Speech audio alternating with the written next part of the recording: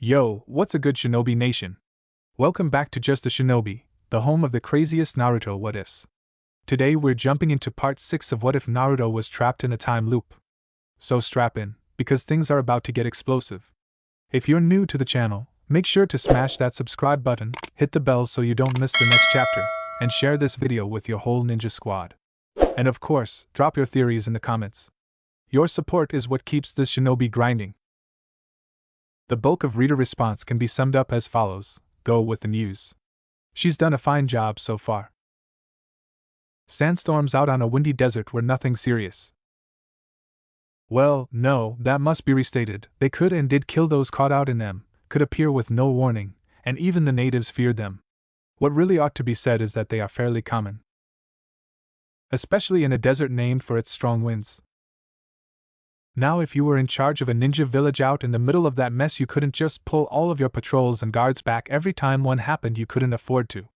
For one, they appeared regularly, but with no notice beforehand, so travel time after seeing but before being caught in one was virtually nil. For another, no one could tell how long they would last, and they disappeared as quickly as they started. But more importantly, being a ninja village, you couldn't afford to go pulling your guards in and out all of the time. It made for moments of weakness. Travel times to and from their posts, even despite body flickers, made for openings through your defenses that spies or infiltrators or even entire well-positioned armies could take advantage of. So they simply couldn't do that. On the other hand, they couldn't afford to lose guards to the sandstorms either. If they were good enough to protect the village on that serious duty, they were too valuable to throw away on environmental whims. The hidden village of sand could not be defended if their own weather kept killing their guards, or preventing them from having any. And you had to have guard nets and patrols far out into the desert to give you any kind of effective warning. If they were just an instant body flicker away from home, then so was your enemy before they noticed him. And that simply wouldn't do. Your guards had to give you more warning than that. And to do that right, they had to be immune to the danger of sandstorms. They couldn't stop the sandstorms from happening, of course. That would require weather manipulation on a large scale, something beyond all ninja.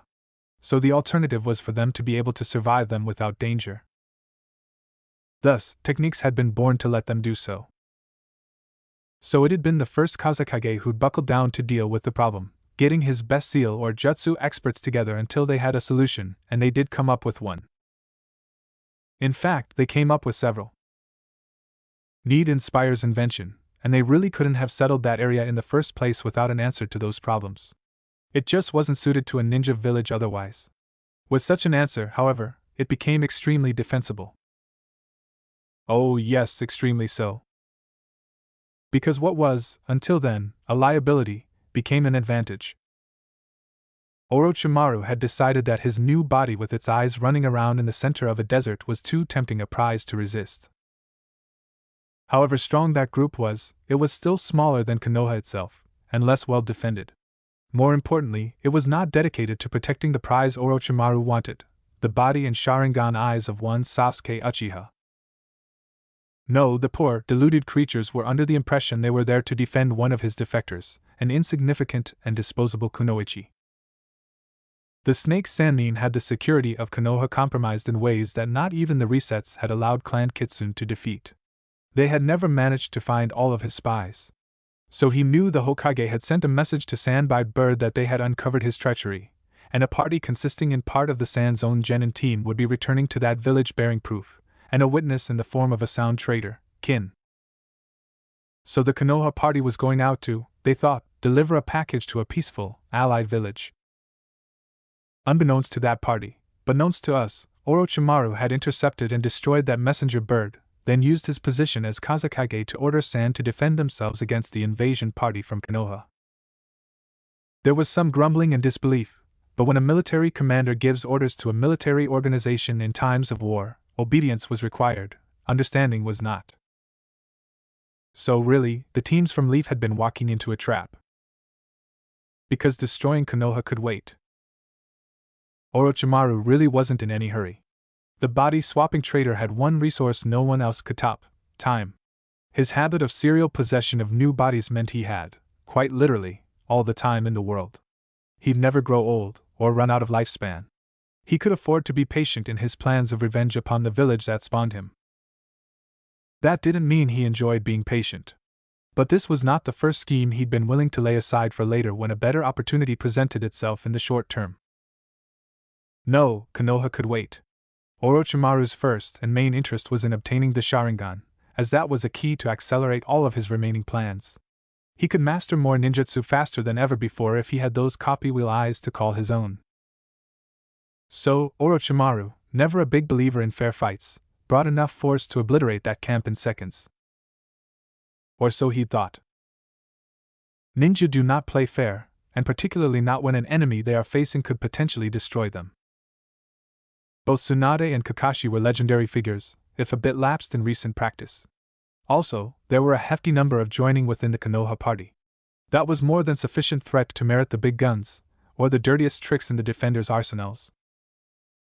You see, even the most legendary ninja can be beaten if you take them down before they have a chance to respond. But being ninja, by the time they'd gotten to be a legend, one could expect most ambushes, cheap shots, or one-hit takedown tactics not to work. People who couldn't survive them didn't grow up to be ninja legends. So, only the trickiest, most overwhelming traps would do. And the trickiest, most overwhelming traps came in layers. Sandstorms, as it has been said, simply happen on deserts. So the guards on the shinobi camp of Konoha Ninja, who hadn't been trained to operate out in such things, did nothing but hunker down behind their walls for a miserable morning when a tall wave of blown sands rushed in upon their camp. Even the most paranoid shinobi had to accept that weather simply happened, and most of the time there was nothing more to it than Mother Nature doing her thing. Of course, the very best of stealthy attacks did their best to appear exactly as what nature would be doing anyway. That's how stealth works, don't be remarkable. It was when somebody made mistakes in their mimicry of nature, and those errors got noticed, that the real shinobi fights began. But seeing as how the Sand Ninja were native to this environment, and Konoha Ninja weren't, their mistakes were fewer and less noticeable, while the visitors' perceptions of them were not as keen or refined as they might otherwise have been. The home court advantage and all that. Deadly in ninja wars. Now people dwelling in the land of wind don't have a lot of water to walk on, nor do they possess a ton of trees to climb over, or even leaves to float, so the ninja of sand had to learn to practice their chakra control using different things, stuff that was more readily available in their own environment. What that area had was an awful lot of wind-borne sand and dust. So they'd developed their ninja training programs to take advantage of that. The most basic chakra control exercises for a student ninja in sand included one they called Stormwalker, which taught one how to divert wind carrying dangerous particles around you so it did not give abrasion burns to your gear or flesh. Another, Sand Sight, was to see and breathe normally despite clouds of dust. Hey, they taught vital control using what conditions the village had on hand, and were life-saving techniques for surviving in that environment. Such things were going to be encountered, you had to be able to deal with them. They also made it really easy to sneak up on an enemy camp under cover of a sandstorm. The blowing sands plus the sand sight power concealed them while permitting no concealment for their enemy. That's a dangerous advantage. For anyone who was curious, their third major chakra control exercise was called Sunblock, and employed the user's chakra to reduce the effects of intense sunlight on the body, so you didn't burn out on the desert.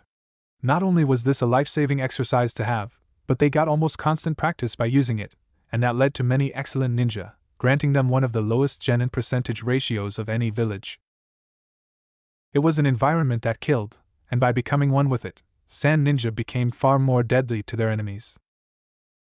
Temari hadn't shown Clan Kitsune those techniques because they honestly had never occurred to her, just like it probably wouldn't have occurred to them to teach her water walking if they'd all been stuck in her village. The stuff necessary to train those techniques didn't occur there. Just like Konoha didn't teach one of the most common chakra exercises of hidden rain, for keeping oneself and gear dry in spite of near constant precipitation so jungle rot didn't set in and consume your equipment and limbs. That wasn't a problem in the considerably less moist land of fire. Ironically, one of Rain's other chakra control exercises was for starting and maintaining a fire, something not easy to do in a land so frequently wet, and where dry firewood was nearly impossible to find. As the Konoha camp was hit by an apparently natural sandstorm caused by their attackers, several of them generating it using linked wind techniques to create a billowing, real-seeming sandstorm, visibility for anyone without the sand techniques dropped to near zero. The ninja doing this didn't even have to be very high ranked. There were sand genin who could do this stunt, and not a few of them, it being common, basic, and a good attack technique out on a desert, but also excellent concealment to shelter a much larger attack, and a good role for your weakest fighters to still perform usefully in combat. In fact, provided they could do the technique properly, it was the best place for your least senior, least skilled ninja, as it put those soft and squishy targets far away from the dangerous heart of a battle while still allowing them to contribute to it in a useful fashion. Under this concealment, the most deadly, senior attackers moved in. The two on watch in the two guard towers never saw the two who approached them. Nor could they block the swords of wind that cut them both to pieces before they could even shout an alarm. Kakashi, who knew those sand techniques as part of his copied 1000, looked up at the guard houses, only for his one visible eye to widen. It widened even further at the sound of a dull schlick of a knife, and the infamous copy ninja slumped to the ground, having been stabbed to the heart from behind by Ebisu.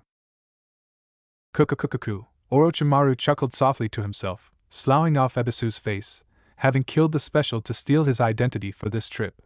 Then the amazing missing ninja reached out with his tongue, caught Kakashi's body before it hit the ground, brought it up to his mouth and swallowed it. That was one Sharingan eye, no matter what else happened. Still grinning in that man way of his, the snake Sannin vanished off into the clouds of dust. Similar guard patrols got taken care of in similar ways. Now, since even Konoha Ninja knew that sandstorms lasted variable periods of time, and no one knew how long they would be, they'd been faced with a choice to either hole up in their huts, or in the main house. Since their huts were dull and boring, while the main house had all of the food, fun and people to hang around it, it naturally followed that the majority wound up there. Sand Ninja began to ghost around the perimeter, setting explosive tags upon it, while those within laughed, and joked and ate together, trusting on their guards to keep them safe. Just to be sure, the Sand Ninja ghosting around in the storm also put tags on the domes of the huts, where they were exposed to their view. They also tried to place tags on the walls of the dome's bath, but none of those would stick. There was too short a supply of smooth surface to fix them to, and they didn't dare impale them on those spikes, as the prime tags would go off the moment they got torn. They would have sought and eventually found an answer. However, not even ambushes go perfectly according to plan. Niji Hyuga had been tasked by the clan elders with taking care that his cousin Hinata did not fall into the hands of an enemy of Konoha. They didn't care if she died, but as an unsealed main branch member her valuable bloodline was exposed to the danger of theft, and they could not have their principal advantage going to some other clan. So far Niji's duties had consisted primarily of turning on his own amazing eyes every so often to make sure he was keeping track of her. Up until this point it had been like watching a pornographic movie, the way she and the other members of the harem, as he dubbed them, sported with Uzumaki. It turned his stomach, playing voyeur like this. Some of that was inevitable, it came with the bloodline. You didn't choose to do it, but living in a town and seeing through walls, catching some glimpses was unavoidable. But Niji was sure that after this exposure to their antics he could write a book to outdo that infamous Aika Aika series. Although he felt some amount of gratitude to the village pariah for having taken Tenten off his hands. She was not fit to marry a Hyuga, any Hyuga, even a branch house member like him. And Niji admitted to some private amusement, in the back of his mind, over the mass desertion of the Uchiha's fangirls to the village clown and dead last. That they preferred the village pariah spoke volumes about the supposedly great Uchiha.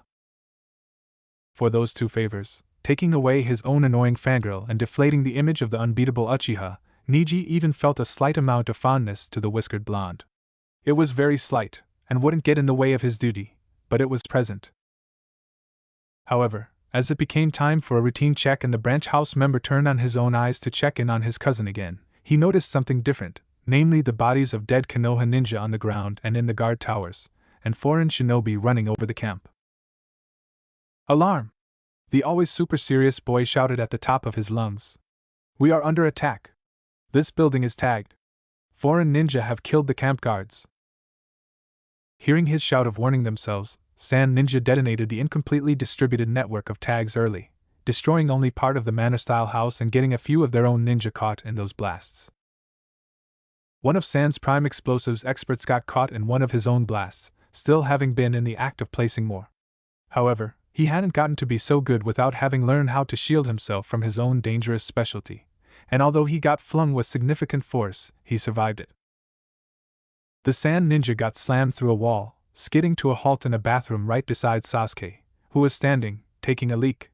Instantly the thought went through the expert ninja's head, those are the most valuable balls in the elemental countries. They contain the secrets of the Sharingan. Said ninja then reached up, grabbed them, cut them off their owner with a swift stroke of a kunai, and escaped back through the hole he'd entered through, leaving Sasuke behind to writhe on the bathroom floor tiles in agony. Truly, the life of a bloodline wielder is fraught with peril. Unusual dangers of the most terrifying sort faced them every day.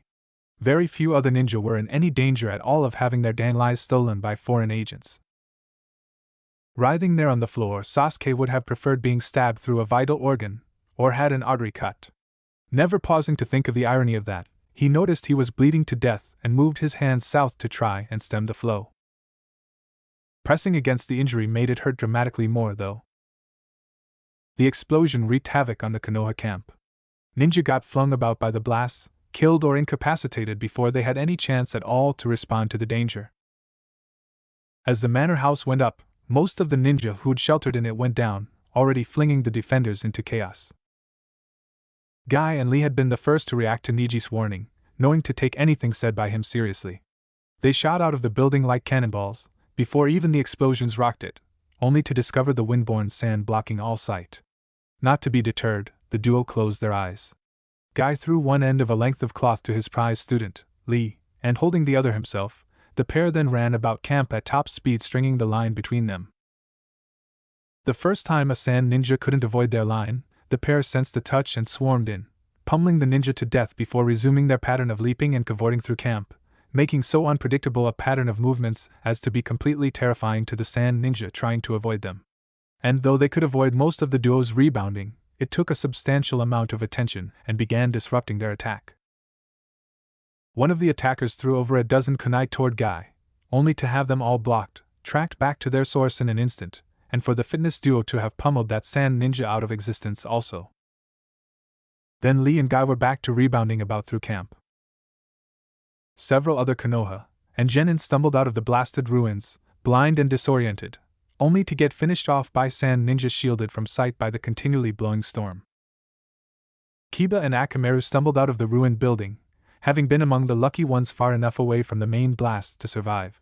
But they found the clouds of airborne sand just as effective at clogging their nostrils and cutting off use of their extreme senses of smell as it was at blocking sight. The shriek of the wind wasn't doing his hearing any good either. Shino had been among the unlucky ones, killed in the blast, as he'd been right next to a critical building support that had been heavily tagged. Of Shikamaru and Choji there was no sign. Then reinforcements burst in a frenzy from the undamaged bathhouse. No sooner had the explosions sounded than Clan Kitsune, in its entirety, was already in motion, out of the water and heading toward the door. Activating their own version of the white eyes was practically universal between the first and second steps, and what they saw through the dome around their hot springs showed that the camp was already overrun by sand shinobi. They could dissect how and why that came to be later, but right then, there were Konoha ninjas down and dying. The attack had to be stopped. Questions could wait for later. Only their initial rush got stopped by the U-shaped entry arch having been blocked by a solid plug of stone some shinobi had materialized within, and the supposedly solid stone had several explosive tags embedded within it as a trap against those who might try to break out through the plug. What happened to our armor? Yugao asked, amazed that only her boots and armored gloves had materialized when she'd called for it. I didn't have time to finish it, Naruto shouted back, thinking ruefully of all of the traps and tricks he could have set up around camp, but hadn't, as this had been supposed to be an easy mission. Anbu interrupted before I got a chance to. Besides, we weren't supposed to need it. This was supposed to be a fun and peaceful training mission. Any idea who's doing this storm? Hana questioned. Obvious to her was that that technique was doing the worst damage to the rest of the Konoha ninja. It could be anyone, Temari whispered. For most of our genin, this is the first attack technique they learn. With it, one ninja can shut down an entire invading army, and so every patrol is supposed to have it. Besides, the more ninja we have who know it, the wider our pool of experts when we really need someone to do it well. But it looks like several ninjas working together made this storm. We do that occasionally for big operations. Well, we'll get those guys first. Anko cracked her knuckles. Temari shook her head. The ninja who are doing this could be more than a mile away. We train them to operate like that, actually. That way the chakra signal is almost completely undetectable, and there's nothing the targets can do by way of reprisal. Also, if a battle goes poorly, they can always cover the retreat of the assault teams. Isn't that difficult? How do you get people who have enough chakra to attack at that kind of range? Ino asked. You don't have to push too hard to start a wind when conditions are already this perfect, Temari objected. And a low-altitude wind will pick up the sand and grit all on its own. It's actually easier doing this than throwing a fireball. And the range just kind of takes care of itself. Wind travels until something stops it. At that moment their husband's body flickered out of the dome, arriving at the outside edge of their camp. Rose Rampart, Naruto shouted, barely heard above the sandstorm, shoving both chakra-infused hands against the dirt below his feet. An adaptation to an Earth-style rampart, a technique he'd learned from one of those few scrolls found left around the Uchiha estate. Much like his rose wall was an enhancement over the standard Earth-style wall, Naruto's rampart formed a humongous dome several hundred feet high, entrapping the entire embattled camp area within it. Cut off from their source of wind, the bulk of the clouds of dust and sand fell to the ground almost immediately, leaving only wispy traces still floating about waist-high. Then suddenly the newly enclosed area was filled by Orange, as his clones appeared, rushing out to do battle. Grass of glass. The lead on the sand attackers recognized the tactic Naruto had used, and countered as best he could, gathering a huge amount of chakra to his hand before plunging it into the earth below them and sending large amounts of electricity through a desert floor across a wide area just beneath the surface, creating millions of tightly packed, needle-sharp blades of fairly sturdy glass at or near the surface. Naruto's clones began to pop like soap bubbles, as anyone walking or standing in that area got his feet punctured by the needle-sharp blades. That technique put a stop to Guy and Lee's amazing rampage, as well. But Naruto's angels were already rushing out of the bath dome, having used underground move techniques to completely bypass the enclosing wall. Their armored boots proved proof against the thin blades of glass, enabling them all to rush forward to engage in the fight. Naruto concentrated again, and trees sprang up from the ground, growing to an immense height in seconds and filling the whole area with foliage.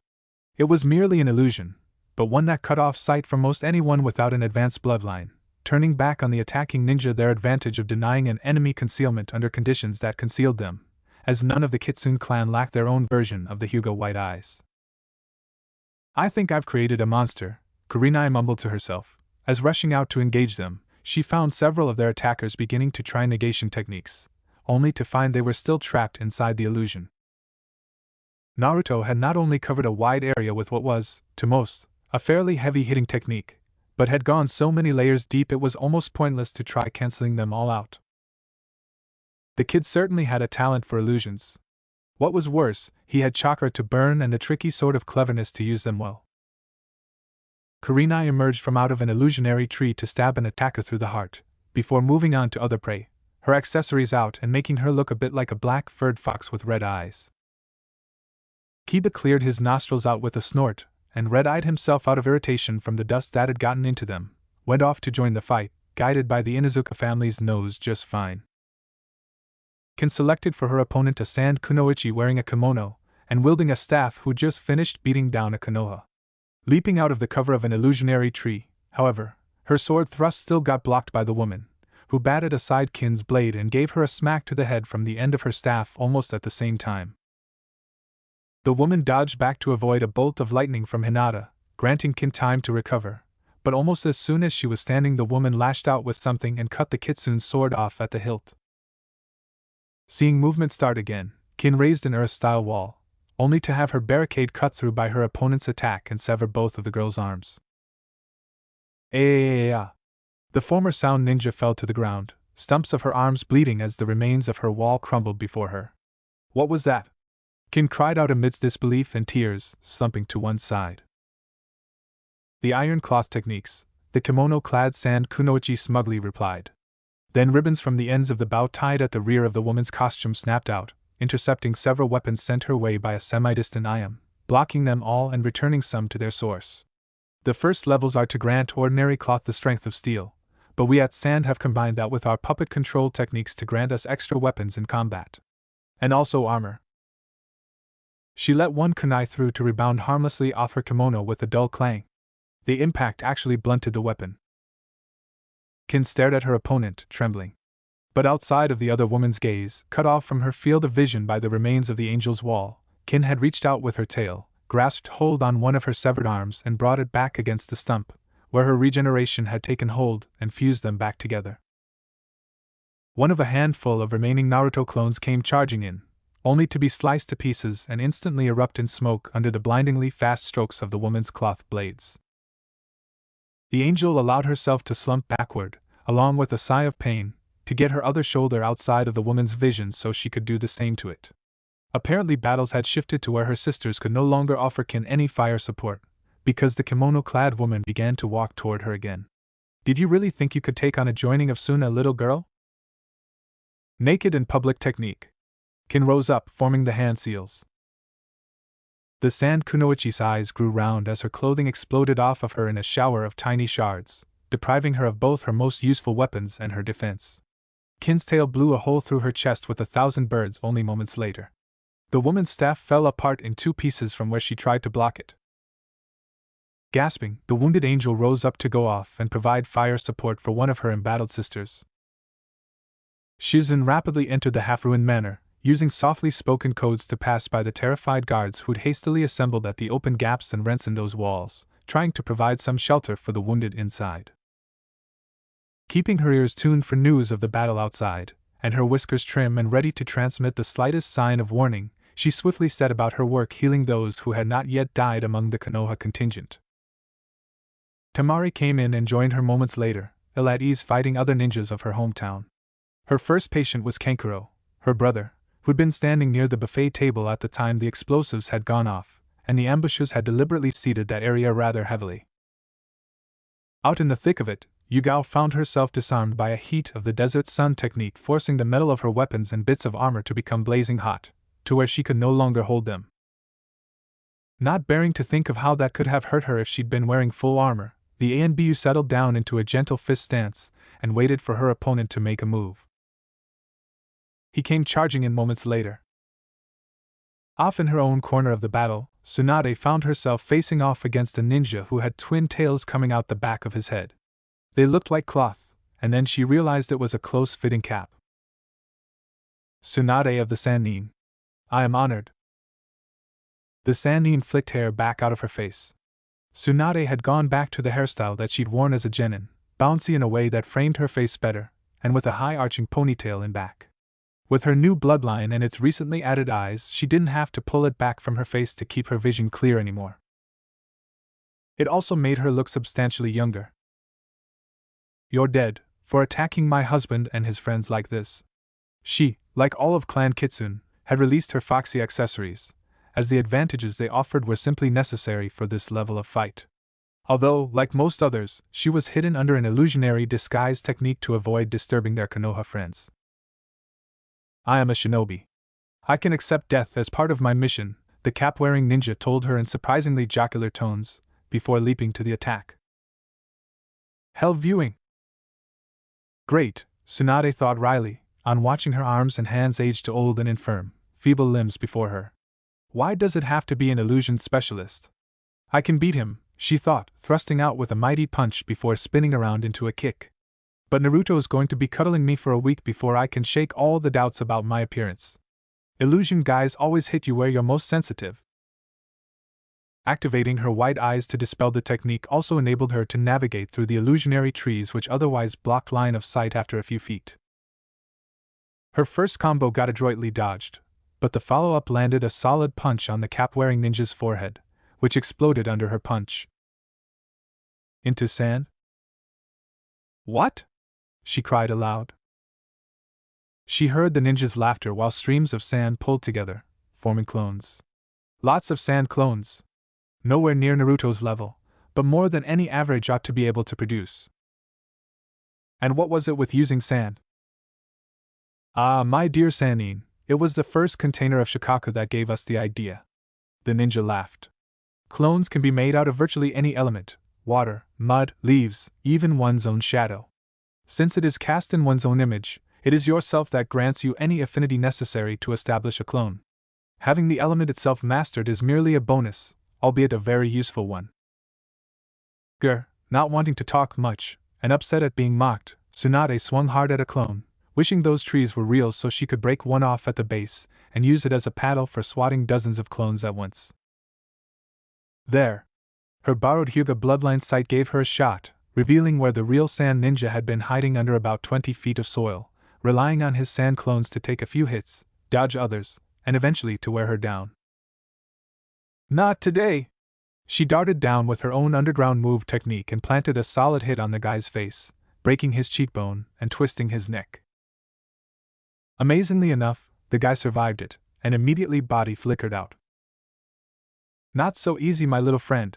She raced up behind the running ninja and planted a fist between his shoulder blades, only to dissolve another sand clone. This guy's really beginning to annoy me, she muttered to herself. You still haven't got it, have you? The guy returned to her.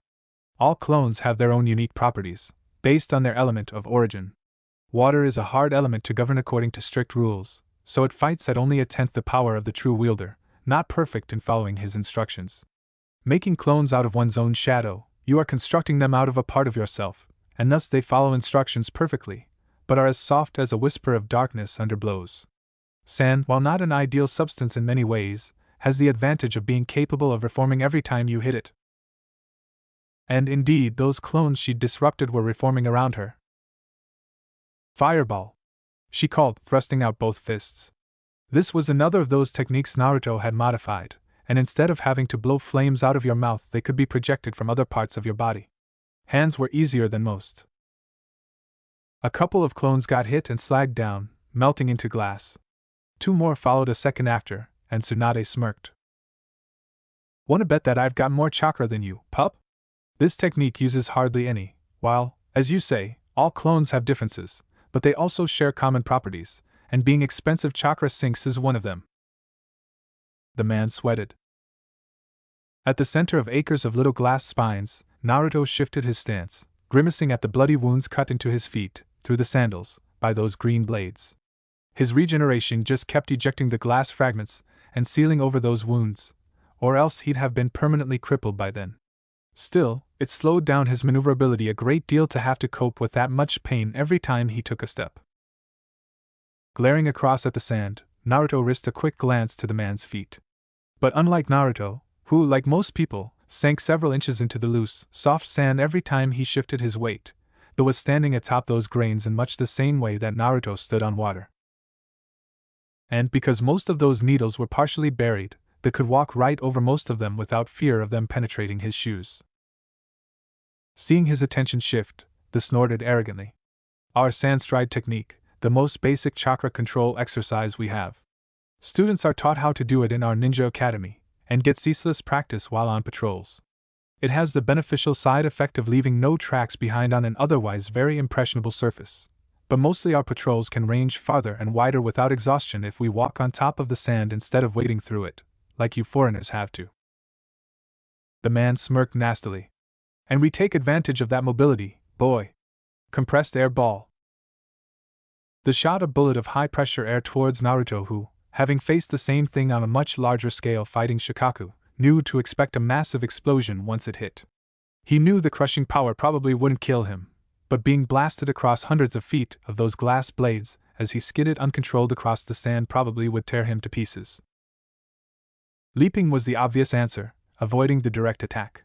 But once he did that he'd have to land, and those glass shards would mess him up, almost certainly causing him a second's delay just to deal with the pain of landing on those spikes, a delay which Tho was already maneuvering to take advantage of. Naruto leapt anyway, arching high above the incoming missile, which caused a substantial amount of damage to unoccupied terrain as it detonated behind him. Noting his trajectory, Tho fired another of the same, timing it for just as the boy hit ground. Instead, the blonde swung away, having used his leap to assist his wires in catching on to the rose rampart arching high above their heads. So he didn't land where they expected, and the technique he'd fired off was useless. Of course, Tho wasn't about to stop there. Pressure sickle. Interesting, Naruto thought, observing the technique race toward his wires. It looked mostly similar to his own pressure bullet attack, but that one used concussive force to do its damage, and he could swear this one looked more like a blade, and he could guess what that could do to his wires. Sure enough, it cut them and Naruto went tumbling toward the ground. Once more they aimed a compressed air ball for him, timing it for just as the boy hit the ground. But the boy angled himself to fall just a little faster than the sand had expected, and managed to not only land and spear his feet, but to leap off again in spite of the amazing pain. It still hurt him, though, and one could see him grimace in agony as he flew through the air on his parabolic arc. Once more he managed to slip through the air a little faster than expected and hit ground a second before the Jonin's next compressed air missile. This time the pain lancing through his feet was so hard to take the young lad fell to one side, lancing more glass needles through his right leg and side, with one arm shoved into the sand to steady himself and not fall further into the mass of improbably sharp blades. Yet still the boy managed to muster intense concentration enough to overcome the pain, even momentarily, and leap off again in the split second before the next missile hit. Although that time he landed very badly, falling on his back as his legs simply refused to support him. Needles lancing into his spine caused the blonde's back to arch, and he cried out in agony. But still he jerkingly brought his hands together and body flickered out of the way of the Jonin's next missile. That was it, however. There weren't any more reserves to call on, and when the Genin arrived he collapsed limply to the sand, barely even mustering enough to cry out when this sent glass needles into his face as he fell forward on the grit, giving away to those sharp blades it hid. The lead joining of the sand contingent finished him off with considerable satisfaction, detonating the boy under another compressed air ball, right before the himself got hit from above by a breakthrough technique releasing wind in a long cone, tearing apart all within. It wasn't as strong as Orochimaru's great breakthrough technique, but it would do, and was what Naruto had. Dropping from the second set of wires from which he'd hung suspended above the battlefield, he was surprised to hear a shocked cry of Naruto from behind and to his left. "Are you all right?" I.M. demanded, running up to check her husband all over for those wounds he'd picked up, but that had mysteriously disappeared even faster than their regeneration could account for. "Yeah." Then, seeing her confusion, he elaborated, "My body flickered out even before his pressure sickle cut through my wires, leaving an ordinary illusion clone behind me, which I sent through a series of actions to draw that guy's attention. It's amazing how willing guys are to focus on an opponent they feel they are beating. I tricked him into blowing up practically all his field of glass blades by having my illusion hop from one part of it to another while he shot at it with those big explosive techniques. Meanwhile, I got to be building up to a big attack while that guy was wasting chakra shooting at my image." Naruto rubbed at the back of his head sheepishly. "Yeah, someday I'm going to have to apologize to Ebisu. I told that guy I could imagine no use at all for an ordinary clone when I could already do shadow clones. But he was right. There's an amazing amount you can do with one. Even if it can't do any damage, they don't dispel when hit either, and make amazing distractions." That was the moment a large dragon chose to form out of the sand where they had supposedly gone down. Turning to face this with a serious expression, Naruto formed lightning whips in both hands and told his bride, "I.M., get out of here. You aren't up to fighting yet." Suddenly there were a few hundred Narutos again, standing in areas cleared out by the previous explosions. "Grass of glass." They cried out again, resuming his most useful area denial technique. "Earth-style wall." Naruto called out of 100 throats, forming pillars and columns linked at the top by stone bridges, looking like some outdoor classical temple. And on top of every column was a Naruto, all of whom began flinging knives and shuriken at all of which just happened to have wires attached, forming nets of cutting wire even as the guided weapons homed in. They formed a gesture, and a cage of crystal spears rose out of the ground to protect him, then exploded outward in a hail of razor shards. "Underground move!" All of the Narutos called out, slipping beneath the sand to avoid the assault of razor-sharp crystal. I.M. was already running, and fairly far away, racing over to where Ino was faced off against 3 opponents, and not doing terribly badly considering how badly she was outnumbered. The fight could switch with a little help thrown in on the Ino's side, of course. Ino had taken to Yugao's sword lessons better than practically anybody else, and was currently holding 3 armed attackers at bay. I.M. chose to alter those odds more in her clan's favor. While the ramen chef's daughter was no prize at sword combat herself yet, that was okay, as she'd begun her focus in the ninja arts on more of a fire support role, and still remained much better in that area than in others. Ayam formed herself a dozen shadow clones and began to rain shuriken and kunai down in a hail of thrown weapons on Ino's opponents. Ino noted the assistance and was glad for it. She'd been pressed hard for nearly a minute, and as anyone who's been in one can tell you, a minute of close combat fighting with your life on the line was an eternity. She wouldn't have survived as long as she had without the clan advantages. Her white eyes allowed her to pass through illusions her foes would still dodge around. That had been a useful escape from a desperate situation once or twice. But also they allowed her to keep track of all of her opponents at once, which had been vital for keeping them all at bay. Ino was fighting souped up on beast mimicry with a sword in each hand and a lightning whip on the end of her tail, and 3 weapons against 3 opponents had been just about right for keeping them from overwhelming her. They'd scored hits and she'd scored hits, but between her eyes and whiskers they'd never landed any solid blows on her. She'd always been able to dodge the worst of it, and her regeneration had taken care of the rest. Of course, her foes had been absorbing her blows pretty well.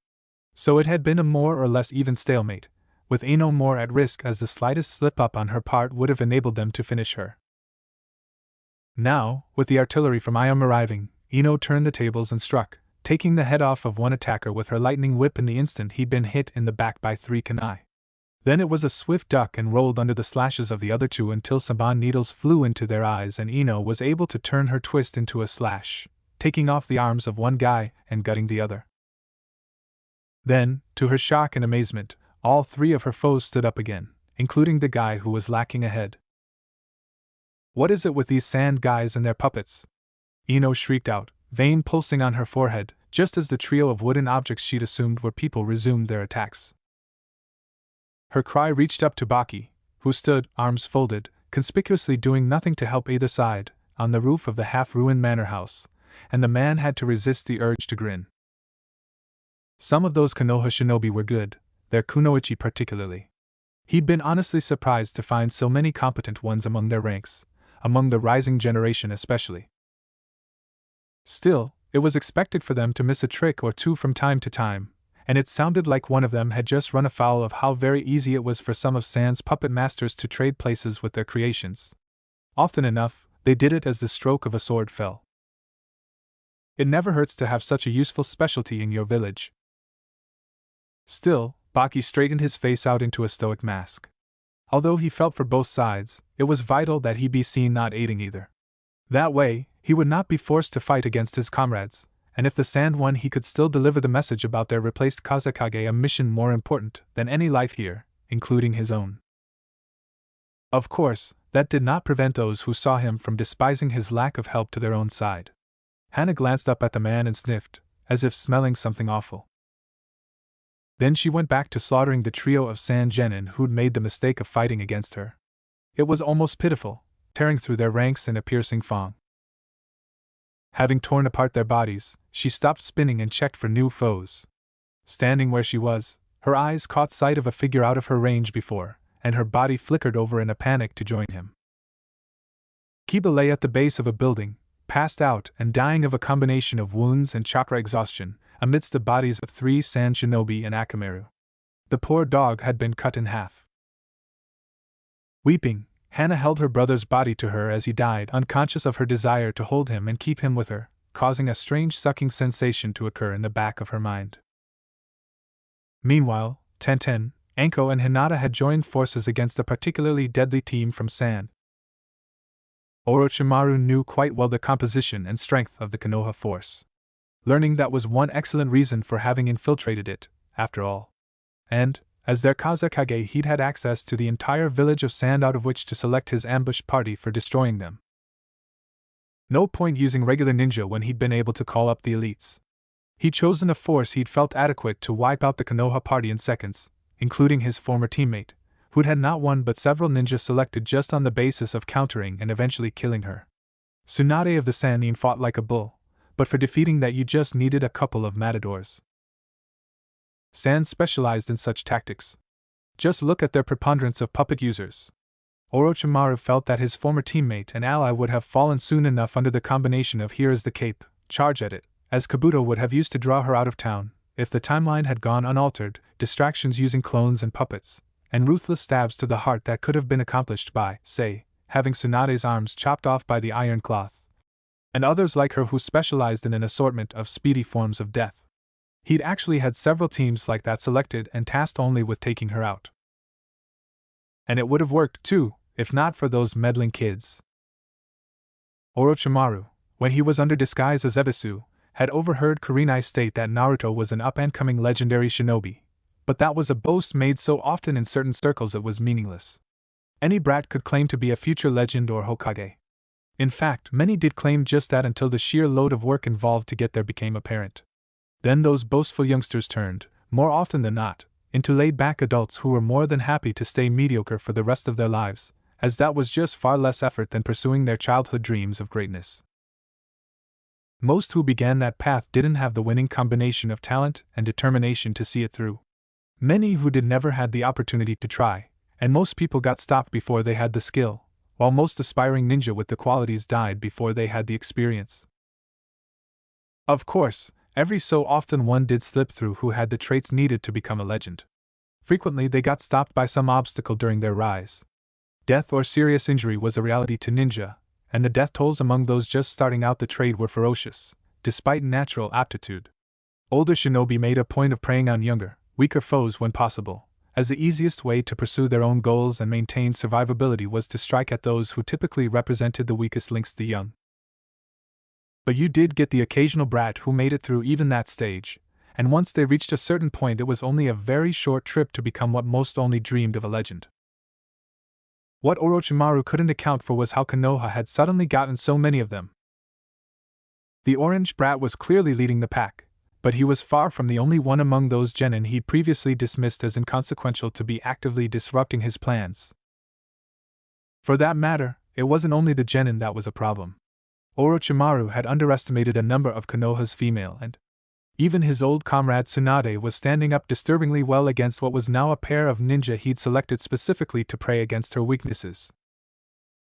By impersonating the Kazekage, he'd had access to Sans elite shinobi for this little operation, and he'd selected what he felt would be generous for destroying both his former teammate, as well as the rest of these Konoha ninjas. An illusion/sand clone master, plus a stealth/long-range attack specialist ought to have been a combination able to confuse, disorient, and defeat her fairly quickly. Yet she might even defeat them. Nor was that the only fight gone contrary to his expectations. There were many of them, too many in fact. Far too many, and it was disgusting. The young things weren't legends yet, but they'd passed all those points that halted the vast majority of aspirants, having displayed a disturbing amount of skill, and yes, experience, particularly considering their overall young age. That made the likelihood of them having the needed talent and determination much higher. He could indeed be looking at young legends in the making. Orochimaru couldn't think of any thought that could have displeased him more. He was out to destroy Konoha, not watch them rise to greatness on a fresh tide of new legendary shinobi suddenly appearing out of nowhere. And as far as numbers went, they had more possible legends here than all the previous generations of shinobi legends from Konoha combined. They only had a half-dozen or so legends before, and here were 12 nearly realized potentials. If even half? If one of those should fully realize that potential, no, that was completely unacceptable. The Snake Sannin had kept Kabuto in place, watching over the village exams to keep him informed of any such prodigies as they might appear. To have so many reveal themselves so suddenly, just in time to thwart him on this attack, smacked of either incompetence or disloyalty on his spy's part. Neither would be tolerated. "That's it!" Anko shouted, dodging a blow aimed toward her face even as she ranted, striking back on her opponent. "This in-depth planning thing has gone on far enough. It's causing our situational awareness to ROT. We need to be more ready for surprises than this.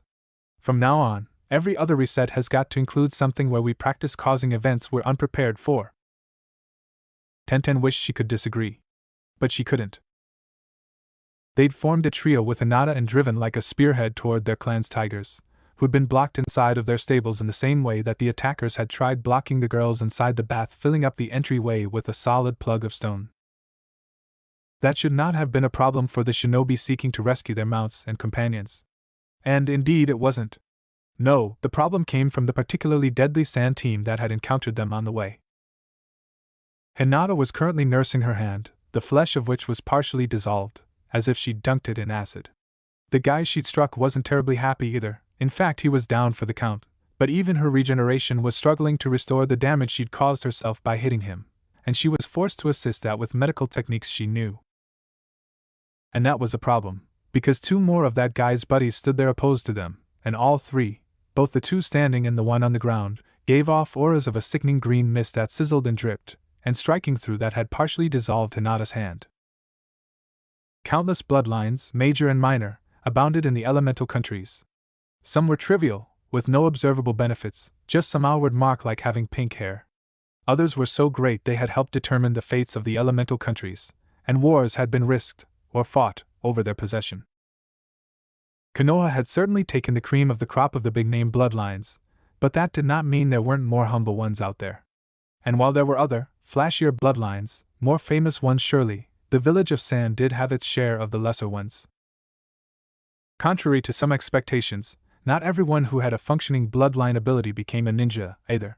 There was a rather large family, too loosely associated to be called a clan, of farmers in Fire Country whose ability was just to compost weeds faster.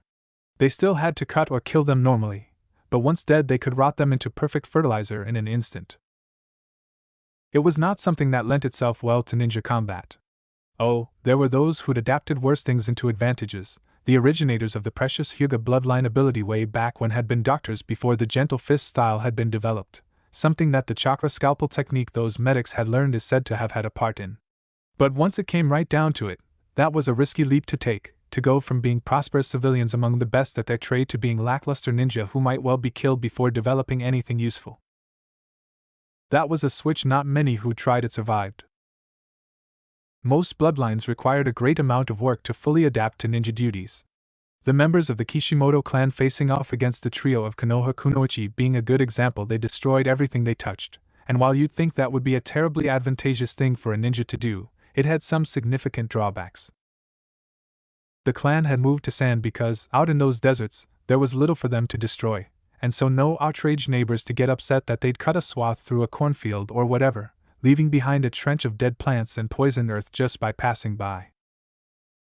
In an oddball kind of synthesis, they also fed on what they destroyed, so they did not starve. However, they could not, for example, use pieces of standard ninja equipment. So, while any foe striking them with a hand kick or sword in combat would generally lose that limb or weapon, dissolving on contact with the Kishimoto, that would do little to preserve the recipient's life, as the Kishimoto could not wear protective armor or wield weapons of their own to block blows with. Their martial arts also were generally not the best, as they lacked sparring partners. And forget getting them any doctors should Kishimoto be injured in practice. It was just not going to happen. The village had long ago begun research into ceramics for weapons and armor that would not dissolve at the touch of their acid, but that research had ceased when Sand's funding had taken a sharp dive. The Kishimoto would have loved to have continued the work themselves, but as they could not marry anyone but their own siblings, as anyone else would literally dissolve in their embrace, their intelligence had taken a sharp dive over the generations. So they were unable. Thus, a clan whose bloodline may very well have competed with the Uchiha for prominence had remained fairly obscure and unremarkable through the years. They couldn't even be sent on most missions, as leaving a trail of destruction wherever they went made stealth completely impossible. So they had to be left out of ambush scenarios and the like. And they were hard to treat like regular ninja, as it was nearly impossible to test them, or figure out how they could be paid. Training them had its own set of difficulties. However, for fighting people like Tsunade they were close to ideal, and that was why Orochimaru had called them up. Staring at the three Kishimoto, clad only in loincloths woven out of their own hair, Enko realized that, if it weren't for the support group hiding behind them, Tenten alone could have blown through these Destructo zombies with a couple of thrown kunai they could have easily afforded to lose. But when the enemy had a wind mistress on their side, you couldn't rely too much on thrown weapons. Put an Earth Master in there, shielding them with walls and other techniques as needed, and there wasn't a great deal you could do they couldn't counter. As an unusual twist, the Earth Guy was also a puppet master. Enko finished smashing down the latest combat puppet sent against her by slapping it with a dozen explosive tags and kicking it back into the midst of the acid-dripping guys. But a quick wall of earth contained the explosion, so it did not take out any of the sand ninja, as she'd hoped it might. The special put her hands on her hips, surveying the Kishimoto caught in Tenten's sticky capture field. If we could blow past these guys in front, their support team almost wouldn't matter. Ha! Don't count on it, girl, called the opposing wind mistress from behind the earth guy's wall. Our Kishimoto would eat you alive. You mean they eat what they dissolve? Like human flesh? That's gross. Tenten's attention was almost totally focused on constantly renewing her sticky capture field, as her foes were just as quickly dissolving it. But that little nugget of disgusting information caused her attention to waver, and her corrosive foes lurched forward a step before she could recapture them. That had left Anko to be dealing with puppets and countering wind techniques while Hinata was busy healing her hand. Tossing her hair, the special posed, countering yet another wind attack. Actually, I think the creepiest thing about these acid guys is I've heard that, having no skill themselves, they're all Uchiha fangirls and Sharingan worshippers. Now that's just sad, Tenten shook her head in pity. Hinata had recovered her hand enough to where the regular regeneration had taken over. So, shaking it out, she threw a single Saban needle toward her foes. It flew by, missing by a country mile to stick in the Suna's earth wall. Ha! Not even worth blocking, girl. You ought to work on your aim a little, the opposing wind mistress called out. Ding! Ding! A careful tug on a thin wire made the bells attached to that Saban ring. What was that? The wind mistress panicked, feeling something she couldn't easily identify. The Konoha team smiled. Yugao panted.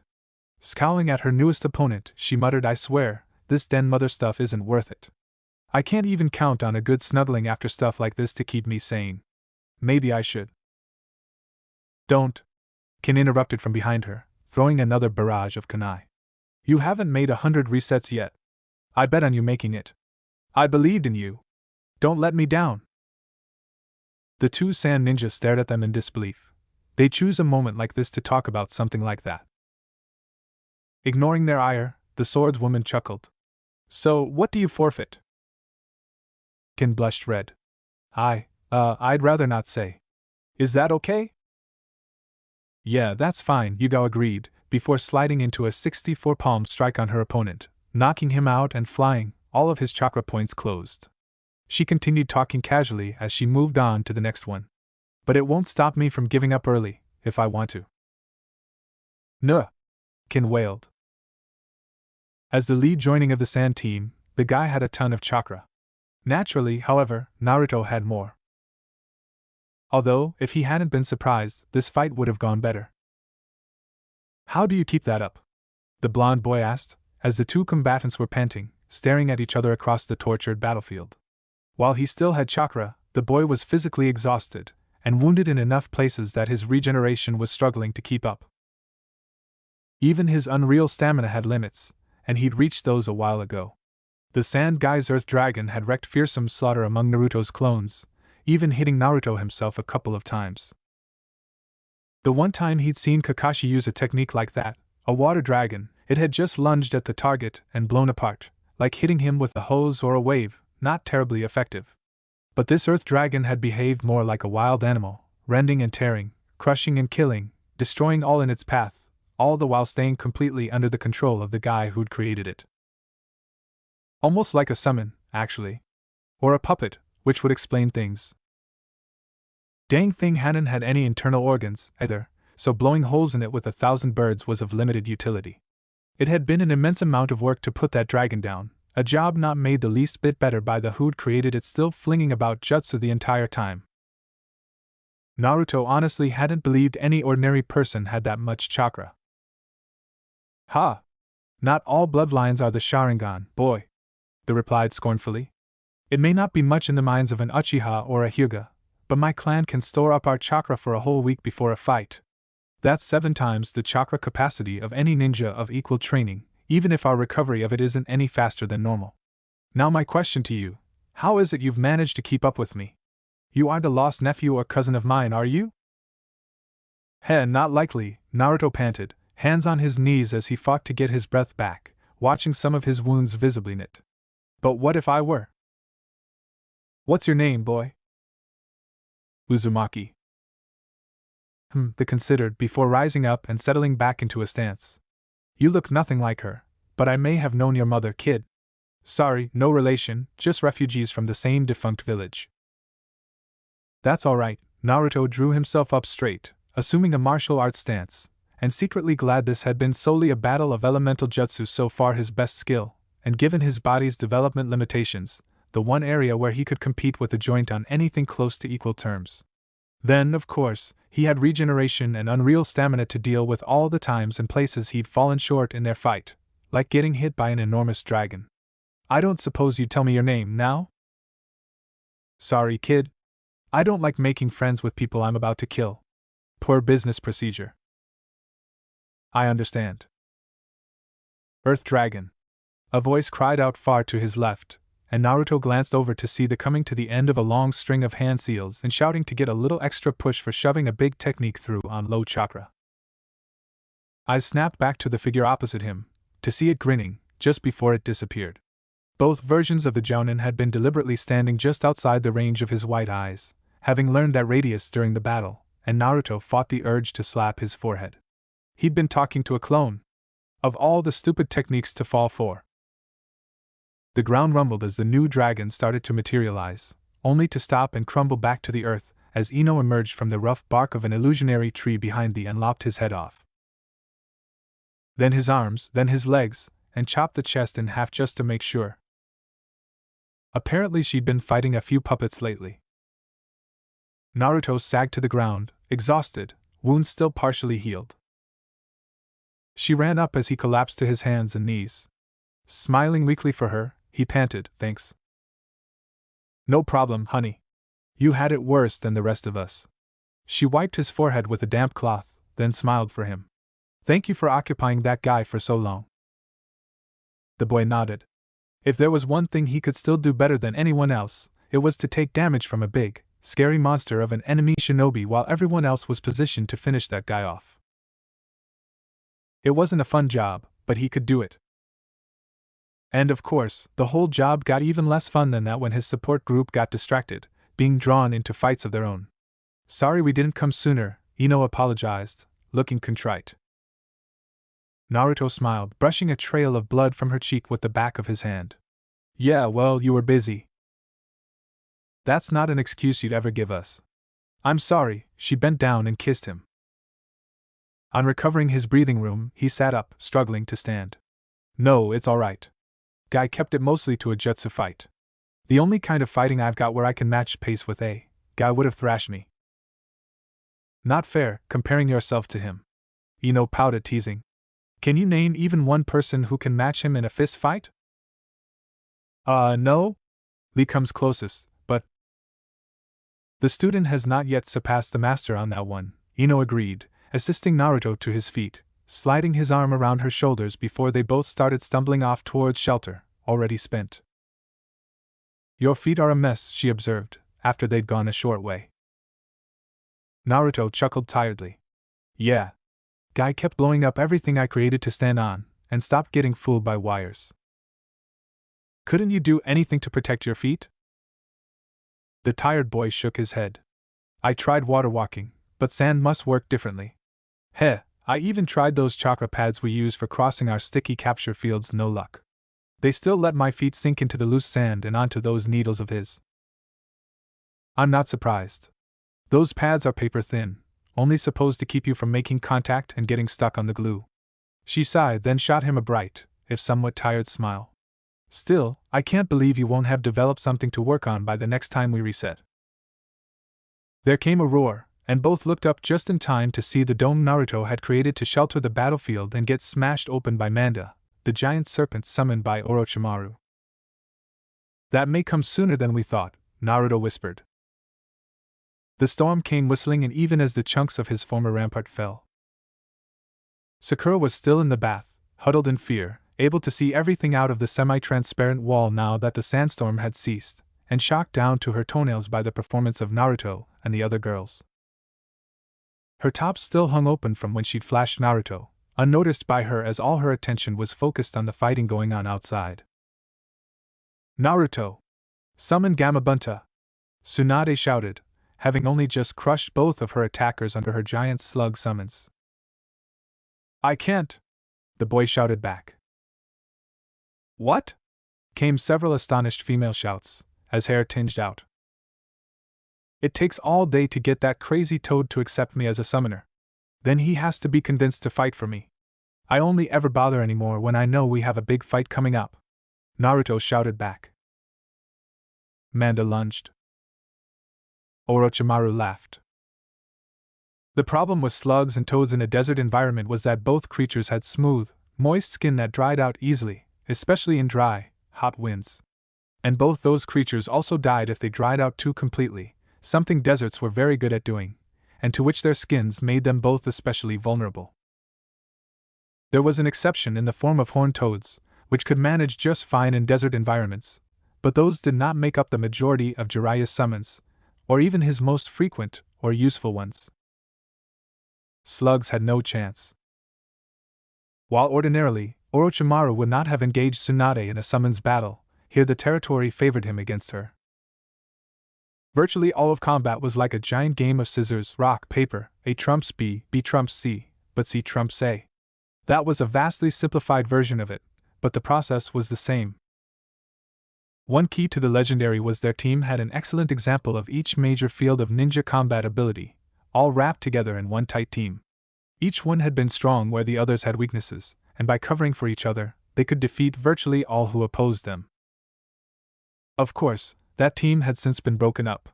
And Orochimaru, knowing of Tsunade's weaknesses, had plotted specifically to prey upon those in the teams he'd arranged to defeat her. If she'd been, say B, then he'd loaded up the ambush group with all of the C he'd felt they would need and then some. If she'd been as he'd remembered her, they ought to have defeated her easily. Only it hadn't worked out that way.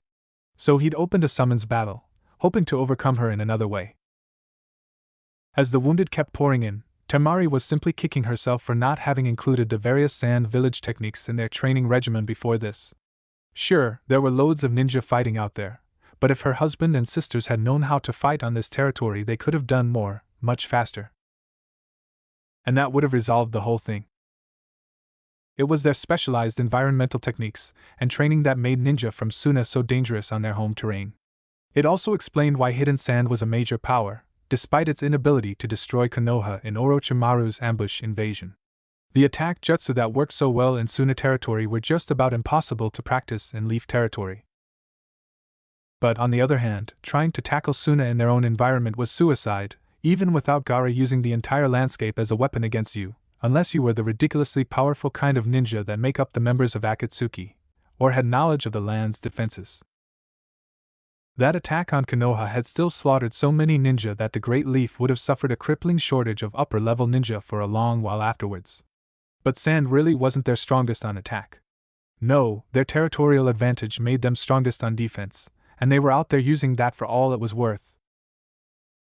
So sand pressed hard, feeling they still had the advantage, but Konoha was fighting back ferociously, knowing this had been a peace mission and angry over this betrayal, so eager to get their teeth into their enemy. As it stood now, both sides were bleeding down. The Konoha side had gotten kicked in the nuts from the outset, so was fighting at far below their usual ability, disadvantaged due to surprise and the sheer number of wounded, while her friends and allies from Sand were finding the Kitsune clan a hard nugget to chew, and their ambush was choking on it. The ninja from Konoha were grim and bloody, after revenge for this betrayal, and the Sand felt they were defending their home. But if either side had a clear advantage, the loser would have withdrawn. As it was, each side felt they could pull off a victory, and were still out there grinding each other to pieces. It shouldn't have had to be like this. Suna only wanted war with Konoha in the first place because the daimyo from Wind Country was an idiot and messed with the balance of power between the two ninja villages. Temari, and all the clones she could create, were simply up to her armpits in wounded friends from both sides, and wanted to cry her eyes out, but couldn't spare the time. Naruto's clones were popping. He couldn't hold any of them up in the face of that storm. The glass blades had been bad, but at least there he'd had some control over where he put his feet, and could sometimes arrange safe things to stand on. With this sandstorm, it wasn't that way, and he had no such option. Wind whipped sand abraded skin and exposed flesh. It caused only very little damage compared to, say, a kunai thrust or a fireball, but shadow clones were not capable of sustaining any damage at all before dispersing. Since the storm covered virtually anywhere he might create them, they died the moment they came into existence. Dang it! I should have prepared more, Naruto shouted. Shove it! Anko rebuked him, eyes blazing as she wrapped her own injuries, trying to help out her regeneration so she could rejoin the fight when he was ready. Stupid Kishimoto had nearly wiped her out of the picture. We're ninja. Surprises are the aim of every operation, both for us and for our enemies. Even when we do everything correctly, sometimes they'll happen to us, like it or not. Deal with it. The pair of them were presently too wounded to fight effectively, so they'd been forced to take a short break to recover. Better a great deal of aid, slightly late, than being on time but no help at all. She looked out into the storm, and the giants summoned battle. Besides, there was nothing more I can think of that you could have done. I could have set some traps, the boy grumbled, knowing that any shadow clone guards would have been popped by this sandstorm before they knew there was anything suspicious about it. Anko snorted. Sorry, kid. But any traps sensitive enough to go off on a ninja this storm would have triggered for you. We would have heard them going off and thought nothing of it, knowing the wind would do that. And if you set passive traps, shifting sands blown by those winds would have either buried or exposed them. You might as well dig pits in water as in that sand, the way the winds got it shifting and blowing about out there. She directed a kind smile to him, looking slightly odd on the face of such a hardened ninja. And what else could you have done? Set explosive tags? The wind would have torn them away in seconds. What could you attach them to so they wouldn't? Sand that's already blowing around? Or create great big rocks to stick them to? I'm sure those ninja native to this environment wouldn't have found anything suspicious about those. Face it, kid, you don't know how to trap a desert to catch Suna shinobi. Neither do I. She crossed her arms and stared out into the storm. This was a peace envoy between allied villages, yet we had walls and guard towers, hidden huts, and everything we knew how to do that did not go to ridiculously extreme lengths. If anything, we were overprepared. They just knew how to trump everything we'd done. That's not our fault. It happens sometimes. Either you live with it and roll with the blow, or you don't. Her smile grew sad, and her expression serious. But either way, eating yourself up over stuff you couldn't change doesn't make for a great ninja, kid. Only for a burnout. Have you seen Kakashi? Classic burnout case, still wrapped up around events that occurred a long time ago. Don't go that route. In the time loops, we can change things like this. But we won't always have that ability. Learn how to accept things like this now, before it's too late. Konoha doesn't need another has-been shinobi. Don't waste your potential, which is great, worrying over what might have been. Okay? An explosion occurred outside that shook their meager shelter, but Anko didn't even wince. We knew Snakeface was near Konoha, on his way to Sound, at the time we sent the messenger bird, so he shouldn't have been anywhere near where he'd have been able to prevent Suna from receiving it. Somehow he managed to do so and pull off this ambush anyway. That's an espionage triumph on his part, not a fault on ours. Anko thoughtfully tapped her lips. Although, that does prove that we haven't caught on to all of his spies yet. So, in a way, this victory is going to turn around and bite him, as we won't stop looking until we find whoever we missed on our previous sweeps. Naruto was crying, only part of that was grit in his eyes. Why did we use a bird? Why couldn't we just radio ahead? Do you know how to make a radio? She asked sternly. No. He was taken aback. No one does. She looked back out into the storm, arms crossed below her breasts. All of the technology we use is summoned, then we use it until it breaks. It all comes out of parallel dimensions or stuff, like your giant toads. No one knows how to create those things, and we don't exactly have good control over what we get either. We just try to make do with what does arrive. Asking for reliable large-scale equipment networks made out of the patchwork stuff that does arrive is out of the question. About the best we can do is keep our batteries charged. Heck, half of what we summon are mismatched socks. Naruto scowled, finding he had a new goal. Raising his face to Anko, he broke into a grin. So, how do we get any stuff at all? Anko shrugged. Seal experts go fishing, designing scrolls asking for general concepts of give me something that does this, and has these qualities. Most of the time it's a stab in the dark. It's also expensive to try, and most of what does appear seems to depend on resources we don't have in order to function. So we tend to stick to simple basics, things we know from experience we can get, and don't get too adventurous. The last time a seal expert asked for an ultimate weapon, his village went up in a fireball so huge it formed a mushroom cloud that incinerated the entire province. Naruto's eyes had gone wide. His special bride smirked at this reaction, and supplied, "Every village has a couple of experts who do this full time, and we still don't have any idea how all this works.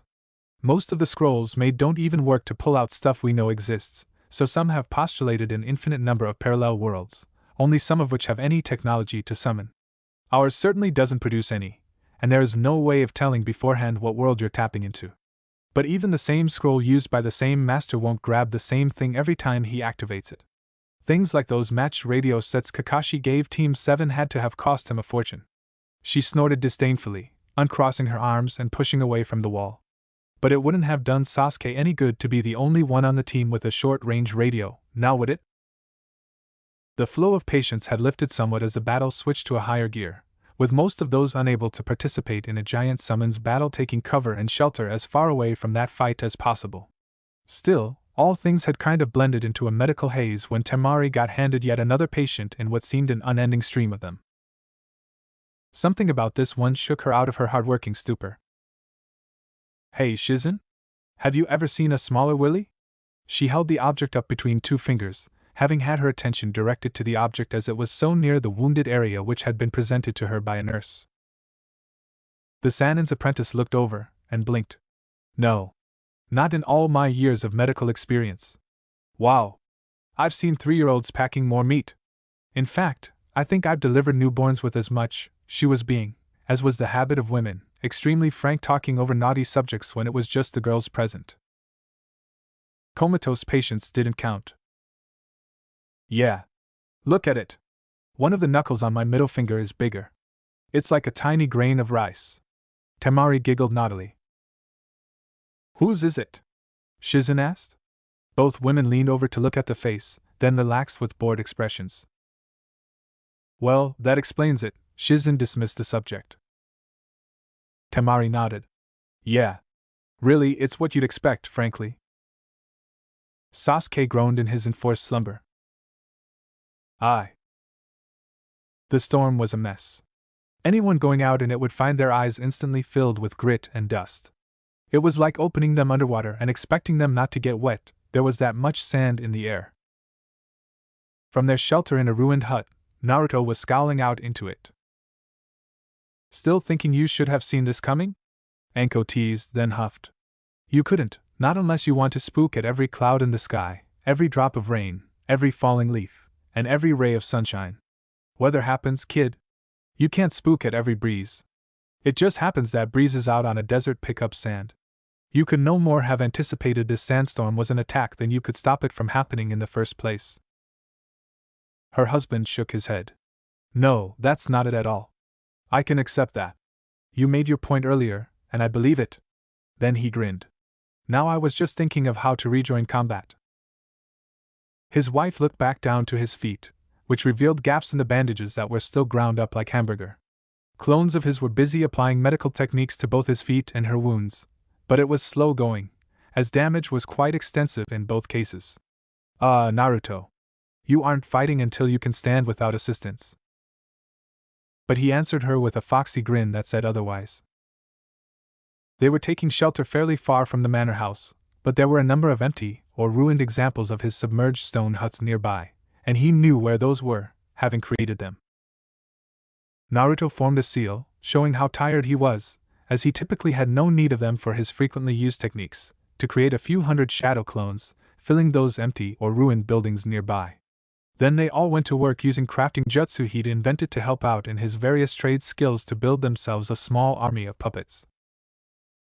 Boulder aggregation, as used by Iam to turn sand to stone for the resort, was instead used to form limbs and bodies, spears and armor. Techniques Naruto had created for drawing metal out of the earth to supply his forges functioned surprisingly well out here, providing him with material for joints, and to strengthen and reinforce the puppets' bodies, armor, and weapons. Puppet use was not an art he developed as much as some others, but he had learned how to use puppet techniques from Kankuro, who was a master. Using a clone army under shelter to control them, it was no issue to have an equal number of puppets under his command, and puppets were not subject to the same kind of damage issues as his clones, so they could operate out in that storm. So Naruto sent his puppet army out into the battle, reactivating their white eyes so he could follow them, and inadvertently rediscovering how Sandsight had led Suna to better puppet techniques. As the puppet masters could hide better, an initial advantage they had expanded on greatly in the years since. The puppets were jerky. It was not something he practiced much, but in the conditions of conflict which had so far prevailed, they were near-perfect grunt soldiers. Their stone feet and bodies couldn't care less about needles of razor-sharp glass in the sands. Their metal joints were robust and simple enough not to clog in the omnipresent dust. Their controllers could see through the fog of powder with their variant of the Hyuga bloodline, and the tide of the small ninja battles began to turn in Konoha's favor as these extra soldiers went out, as their small weight made an enormous difference. Naruto grinned, and suddenly his puppet army shimmered, as basic clones of the puppets intermingled with those puppets, to deny an enemy an easy idea of which were real and to avoid, or could be harmed. Just like he'd practiced with his shadow clones. Manda brought down one of his coils onto a group of Naruto's puppets, only to discover the 50 long spears held by those puppets driven through his scaly hide by the force of his own strength brought down on them. The snake shrieked at the unexpected injury, and the puppets got up again, having failed to be smashed in the deep, soft sands. Ino and Hinata stood fighting back to back against long odds, as one of the few perimeter defense forces of the now ruined manor that could venture out any distance at all from those walls. Their eyes were both closed, to keep out blowing sand, but their special vision was also active, so it didn't matter, as they could see through their own eyelids. A puppet lunged at Hinata, only to get blown away by a fireball. Lightning was unreliable in this atmosphere, as it kept getting diverted by clouds of metal dust to drain away harmlessly into the ground. Well, at least we've settled the age-old question, Ino joked to her friend, ducking a wind blade that had nearly cut off her head and replying with a pressure bullet. Lightning is actually quite weak against Earth. If this were a lightning storm, I could still throw around dirt techniques no problem. But here we are in a sandstorm, and I can't get a thunder lance, thunder punch, lightning whip, or even our electrical aura armor to stay up even a second. Wires exploded out of the ground, trying to entrap and entangle the girls, who both dodged separate directions. Hinata responded by launching a phoenix flower technique off into the dust after the ninja who were hunting them. The multiple balls of fire, concealing shuriken, for a surprise secondary attack, were actually a distraction. They pulled attention away from the fact that Hinata had slipped underground and left an illusionary clone behind her. It allowed her to get close enough to a group of their attackers to spring forth out of the ground, shouting, "Dango stick fu!" and pepper them with the sharp wooden candy skewers, the points of all of which had been rolled in mushroom poisons able to kill Naruto himself. A full dozen of their attackers dropped dead in that instant. Ino's body flickered in to cover Hinata's back before the last bodies had even fallen. It was dangerous out there, and they liked to keep their attackers at a distance. It was a departure from their usual fighting style, but conditions were bad for the close fighting stuff. The wind constantly played with their whiskers, triggering those so often with fake signals that any real warning got drowned out in the fog of useless ones. So that precious resource was denied them. Similarly, wind was loud, and the howling of it drowned out most other noises, rendering their sensory advantage slim indeed. Ino and Hinata were both excellent close combat fighters, but they relied too heavily on advantages that no longer applied here. That left them to rely on the strength of their young bodies as much as anything, and that had been unchanged from the moment of the first resets. The extra strength and speed their bloodline granted was the only thing making them contestants in a close-up fight. So, once again, it was wise to keep their opponents at a distance, when they could. The girls looked up in disbelief at the jumps made by a quartet of sand ninja. Now ninja normally jumped high and far, but these were unbelievable, and the course they were on for landing would drop the falling chunks of armor and muscle atop those girls. They sprang out of the way themselves, rolling to get better positions. Great, Ino joked, drawing her swords and seeing the wicked, serrated edges of the sickles their opponents standing up out of the impact craters wielded double, one in each hand. Close combat types. Might we have the pleasure of knowing your names? We are Mantis Clan, the leader of the 4 states. Well, that explains the green body armor, I guess, Ino shrugged playfully. Aye.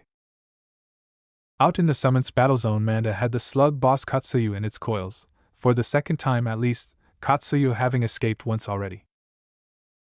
Now either Naruto, nor his clones, which were exact physical copies of him, could stand due to recent wounds. However, that did not prevent him from drawing on more earth jutsu to expand their recently collapsed shelter into something with a bit more room and tons of arrow slits. Arrow slits, with more new shadow clones behind them. Clones who unsealed bows out of storage scrolls, and fired off a hail of wire-guided arrows in a swarm at the presently stalemated giant beasts. The scale of boss summons were so huge their eyes were as tall as a man. It was easy, at that scale, to ignore small things as immaterial. Manda had a hide thicker than most swords. The snake had little to fear from most human threats. The sandstorm was also blocking its vision, but at its size, those grains of sand were merely dust that had no abrasive power, just an irritant dealt with normally by a slight watering of the eyes. So the giant serpent summoned did not see, or care to see, the swarm of tiny arrows approach until it was already too late, and hundreds had sunk into each of the animal's two eyes, rupturing them to gush forth black fluid and permanently blind the creature. Manda, unable to see and thrashing about in pain from its injury, did not see to dodge Katsuyu's acid of 1,000 fangs technique, and the spray hit to start dissolving scales and the flesh underneath. Orochimaru, who had until now been observing this fight with some degree of vengeful satisfaction, uncrossed his arms to stare at his summon. Opening his mouth to give orders, he got cut off by a giant head coming out of the spraying grit and biting through Manda's neck. Eyes followed the giant reptilian attacker back from where it had just slain his serpent to an equally giant tortoise shell, upon which stood Guy and Lee. The ninja's feet were heavily bandaged, but they stood proud, arms crossed and wearing goggles they'd found somewhere as the tortoise boss summoned. They stood on bit down further and decapitated Manda. Guy actually had the nerve to laugh. Ha ha ha! Orochimaru, I sought out this summon to defeat yours. A tortoise's shell is impervious to the bite of all serpents, and their snapping jaws are equally quick. The pose to point at the traitor. You can only fail against the might of Konoha. Lee shouted, raising a fist skyward, we are in the springtime of our youth. Tsunade palmed her face. How many times had that kept back that vital summon while Orochimaru ravaged Konoha? She didn't know if she should blame the for believing too much in the will of fire triumphing without it, or his desire to shield Lee's dreams of becoming a great ninja without chakra by not using any special techniques around him. But it was probably both. They'd have to cure Lee's chakra coils more often just so they would use his summon more often. Then a giant scorpion, easily as large as the boss turtle, appeared, with a sand-wearing red armor standing in between the creature's eyes. A scowling Orochimaru also summoned 4 more giant snakes. None were as large or formidable as Manda had been, but they were enough to counter Katsuyu, as the slug summon was already tiring from its injuries, and nearly dried out by the moisture-sucking winds. Aye. The sand shinobi were almost as tired and worn down by this fighting as the ones from Leaf. There weren't a great many who still had usable amounts of fight left in them. Then again, the ones from Leaf had, by and large, fared no better. If anything, the damage taken by Konoha shinobi had been worse. Yugao and Hana had been better prepared than most for this conflict, and had borne the brunt of more than their share of it. We're getting our tails handed to us, Yugao shouted over the winds, as she helped the other angel move towards shelter. The fight had gone out of Hana. Even her dogs were worried about her. Hana's cheeks, moist from crying, now had sand particles stuck to them covering her facial tattoos. I know. Yugao ventured a shrug. Still, one can't be too surprised by that. After all, how often do we get to do any sort of fighting against a force that we haven't catalogued fairly well by now, this far into the resets? The ANBU laughed. I guess I would be worried if that weren't the case. But I guess we are getting a chance to see that there are some holes in our training that still need work. Hana's eyes widened. Look out! She shouted. The 2 bodies flickered to safety right before Manda's corpse came crashing down on top of where they'd been. Aye. Niji was stationed among the outer guards for the ruined manor that provided what shelter there was for the pathetic remnants of the Konoha peace envoy, using his activated bloodline to stare out through the walls to watch for approaching danger. The boy was also deeply confused. It was his peculiar job on this mission to watch over Hinata, and he had done so. But he was increasingly confused about how to react to his weak cousin, because the Hinata he saw out there was anything but weak. He watched as she used wires and smoke bombs, something that he, himself, would not have thought of, as sight was already largely occluded for those not of his bloodline. However, the sand shinobi could evidently see through the dust, but could not see through her smoke. Thus, in the moments before the wind whipped it away, she could disguise her actions from them with it. It was, he reflected quite grudgingly, a stroke of genius, to subdue an enemy several times her own size and send him careening over to the ruined manor, where the Konoha ninja guards could take care of finishing him.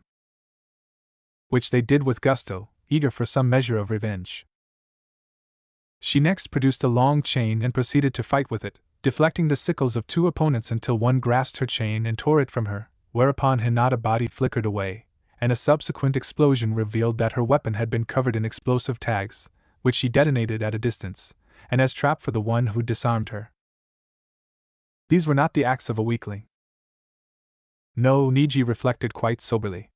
They were instead the acts of a strong ninja. The question then became, what had happened to Hinata? If he did not see her with his own illusion-penetrating eyes, he could not have believed it was her. So, what triggered this change? What's left? Ino shouted over the force of the storm, as her hand came up empty from her ammo pouch. Throwing kunai trailing explosive tags had been their best bet and mainstay for the past little while. Hinata was shaking her head. I'm out. And nearly out of chakra. Let's fall back, Ino suggested, before jumping up out of the way of one of the two remaining mantis fighters. These guys are just too fast for their size. They're built like houses and move like vipers. Suddenly a chain came flying out and wrapped around the blonde's ankle. The girl barely had time to look up to see the mantis who had snagged her lifting his sickle high and the other to skewer her dead. Mind/body transfer, she called out after forming a swift hand seal.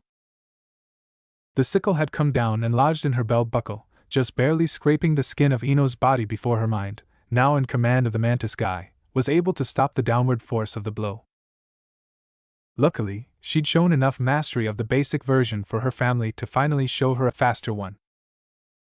The body Ino controlled then whipped around and lodged its sickle into the back and spine of the other remaining mantis, who had just caught Hinata and was strangling her with his own chain, since she'd already broken his sickle.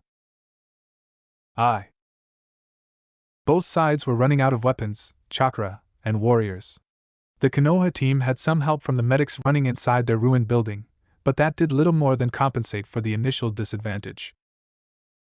Sakura had long since been humbled by this demonstration, as she'd always based her confidence in her ninja skills on the fact that she'd always been better than Naruto. Now that wasn't the case any longer. But apart from the genin trapped in the bath, other resources were being drawn on to their limits, and that included sending some of the most unlikely of the walking wounded out to do battle. Sasuke Uchiha dismissed a veil a fellow ninja offered him and joined the latest batch of battle-chewed shinobi on their way back out into the meat grinder. There wasn't a healthy ninja in sight, but Sasuke had an advantage over most of them in that he at least hadn't already exhausted his chakra reserves. In fact, they were untouched. And he wasn't the only one heavily bandaged, or hopped up on painkillers to a perilous degree. That made him suited to the heavy work. Unfortunately, he was already far gone into a vengeance kick against the one who'd cut off his balls. Sasuke joined the half-dead team assembling to go back out into battle, and with a crazy glint in his eyes muttered, "First I will kill that one, then I will kill him, and use his balls to rebuild my clan." "Not likely, you pool-wielding emo lord," Ino called out, coming in wounded and exhausted, hauling in a badly injured Hinata along with her. "Just try and be a little less pathetic than usual out there, alright? I mean, kill someone before you die out there, okay?" Ignoring the former fangirl as she laid down in a blank spot and began fixing her and Hinata's wounds herself rather than joining the queue for the medics, although in the back of his mind he was trying to understand what her insult meant, Sasuke activated his Sharingan and charged out into the battle, only to get immediately blinded by dust that veil he turned down would have kept out of his eyes. GAH. The Uchiha disappeared from the midst of his assault team as a giant tongue came down and snatched him up. Back inside the building, Niji came forward and stood beside Hinata where she lay, having Ino tend her wounds for her. The branch house Hyuga had seen the remnants of their enemy gathering outside. The last charge would come soon. Seeing their scout and early warning system move to a position ready to face enemy activity, the other exhausted and dying ninja of Konoha prepared for a final defense. Then a swarm of puppets attacked the sand shinobi from behind. Naruto had had to face sand pits and avalanches, dodge giant serpents and the ongoing summon battle, overcome sand clones, and finally crest a net of wire traps to get his puppets to a position where they could relieve the embattled manor house, but he had done so. Those puppets were overlaid by illusions to look like their controllers, who all were shadow clones of Naruto. The puppets were also mixed with ordinary clones, and sprang upon the sand ninja as soon as they could throw weapons. Dodging an illusionary weapon is pointless, but still distracts, so the hail of incoming kunai gave the sand shinobi no room to maneuver, nor did their storm grant them any cover against those strikes, guided as they were by Naruto clones, using their bloodline's special vision. A fully rested and able shinobi force out of Suna could have engaged that puppet army with a fair degree of success. But they were every bit as beaten down as the Konoha forces. It broke their assault and they ran. Inside the ruined manor house, Niji relaxed and announced the news. Those within raised a hearty cheer before turning to tend to their wounds. Naruto's feet had healed up enough for him and Anko to rejoin the battle, so finally the giant summons fight was turning in their favor as they both used temporary paralysis, to which snakes are especially vulnerable, to drop all summons Orochimaru attempted, while Anko added hers to the Konoha side. Of course, this led to a counterattack by Kabuto. Only, after fighting him often enough to become sick of the guy's usual tricks, Naruto had added seals to the clan's outfits that blocked the chakra scalpel technique from functioning through the fabric of their clothes, unless you knew the counter seal, which all of the clan members did, and Kabuto didn't. Of course, there was also the fact that, having fought the traitor medic so many times now, Kabuto no longer had any surprises for them in his arsenal. He'd get close wanting to use his intricate little dodging tactics, and they'd hit him with a wide area smackdown jutsu, then finish him off while he was recovering from that technique. Normally the traitor was very, very good at avoiding hits, but his combination of martial arts plus advanced medical jutsu had some of the same shutdown methods as standard martial arts: pin him down, stop him moving, blow him apart from a distance. You couldn't dodge very well when you couldn't move your feet. Stick capture field was an excellent one for nailing the traitor medic in place so he couldn't move around very much. After that, it was almost a matter of preference what jutsu was used to finish him off. Some used Thunderlance to watch him jiggle as the electrical charge fried his brain, others preferred to roast him in a more literal sense, using fire. When they had time and chakra to spare, many eager young medical students enjoyed cutting him apart slowly by employing wind. Carving apart a living target was certainly one way to study anatomy. So they could not only kill an enemy, but increase their medical knowledge at the same time. Although, they probably would never have resorted to such torturous tactics had they not learned that Kabuto had done the same to helpless Konoha citizens, both civilian and ninja alike. And well, do unto others as you would have them do unto you, and all. He'd started this himself doing it to innocent victims, so it was only right he got to experience it as the victim. So Kabuto was hardly any threat. They knew how to neutralize him. The trouble came from Orochimaru. The actual Snake Sannin had vanished from the battle a couple of minutes ago, which was allowing the Konoha faction to work fearsome slaughter on his allies and unattended summons. Naruto noted Sasuke coming up, but dismissed the emo as inconsequential. That lasted up until the Uchiha came up alongside, as if to help, and suddenly lashed out with his giant tongue, swallowing Naruto whole. Orochimaru Uchiha chuckled, dashing away towards the desert, hoping to make a getaway under cover of the ongoing storm and lose all pursuit in the sands. I will study you to find out where you get your enormous power, my blonde little friend. Then I will come back to destroy the rest of Konoha's rising legends, to make certain they do not rise at all. About his only regret was that the Uchiha whose body he now possessed had been nuts sometime during the fight. That would complicate the process of making replacement Uchiha bodies and...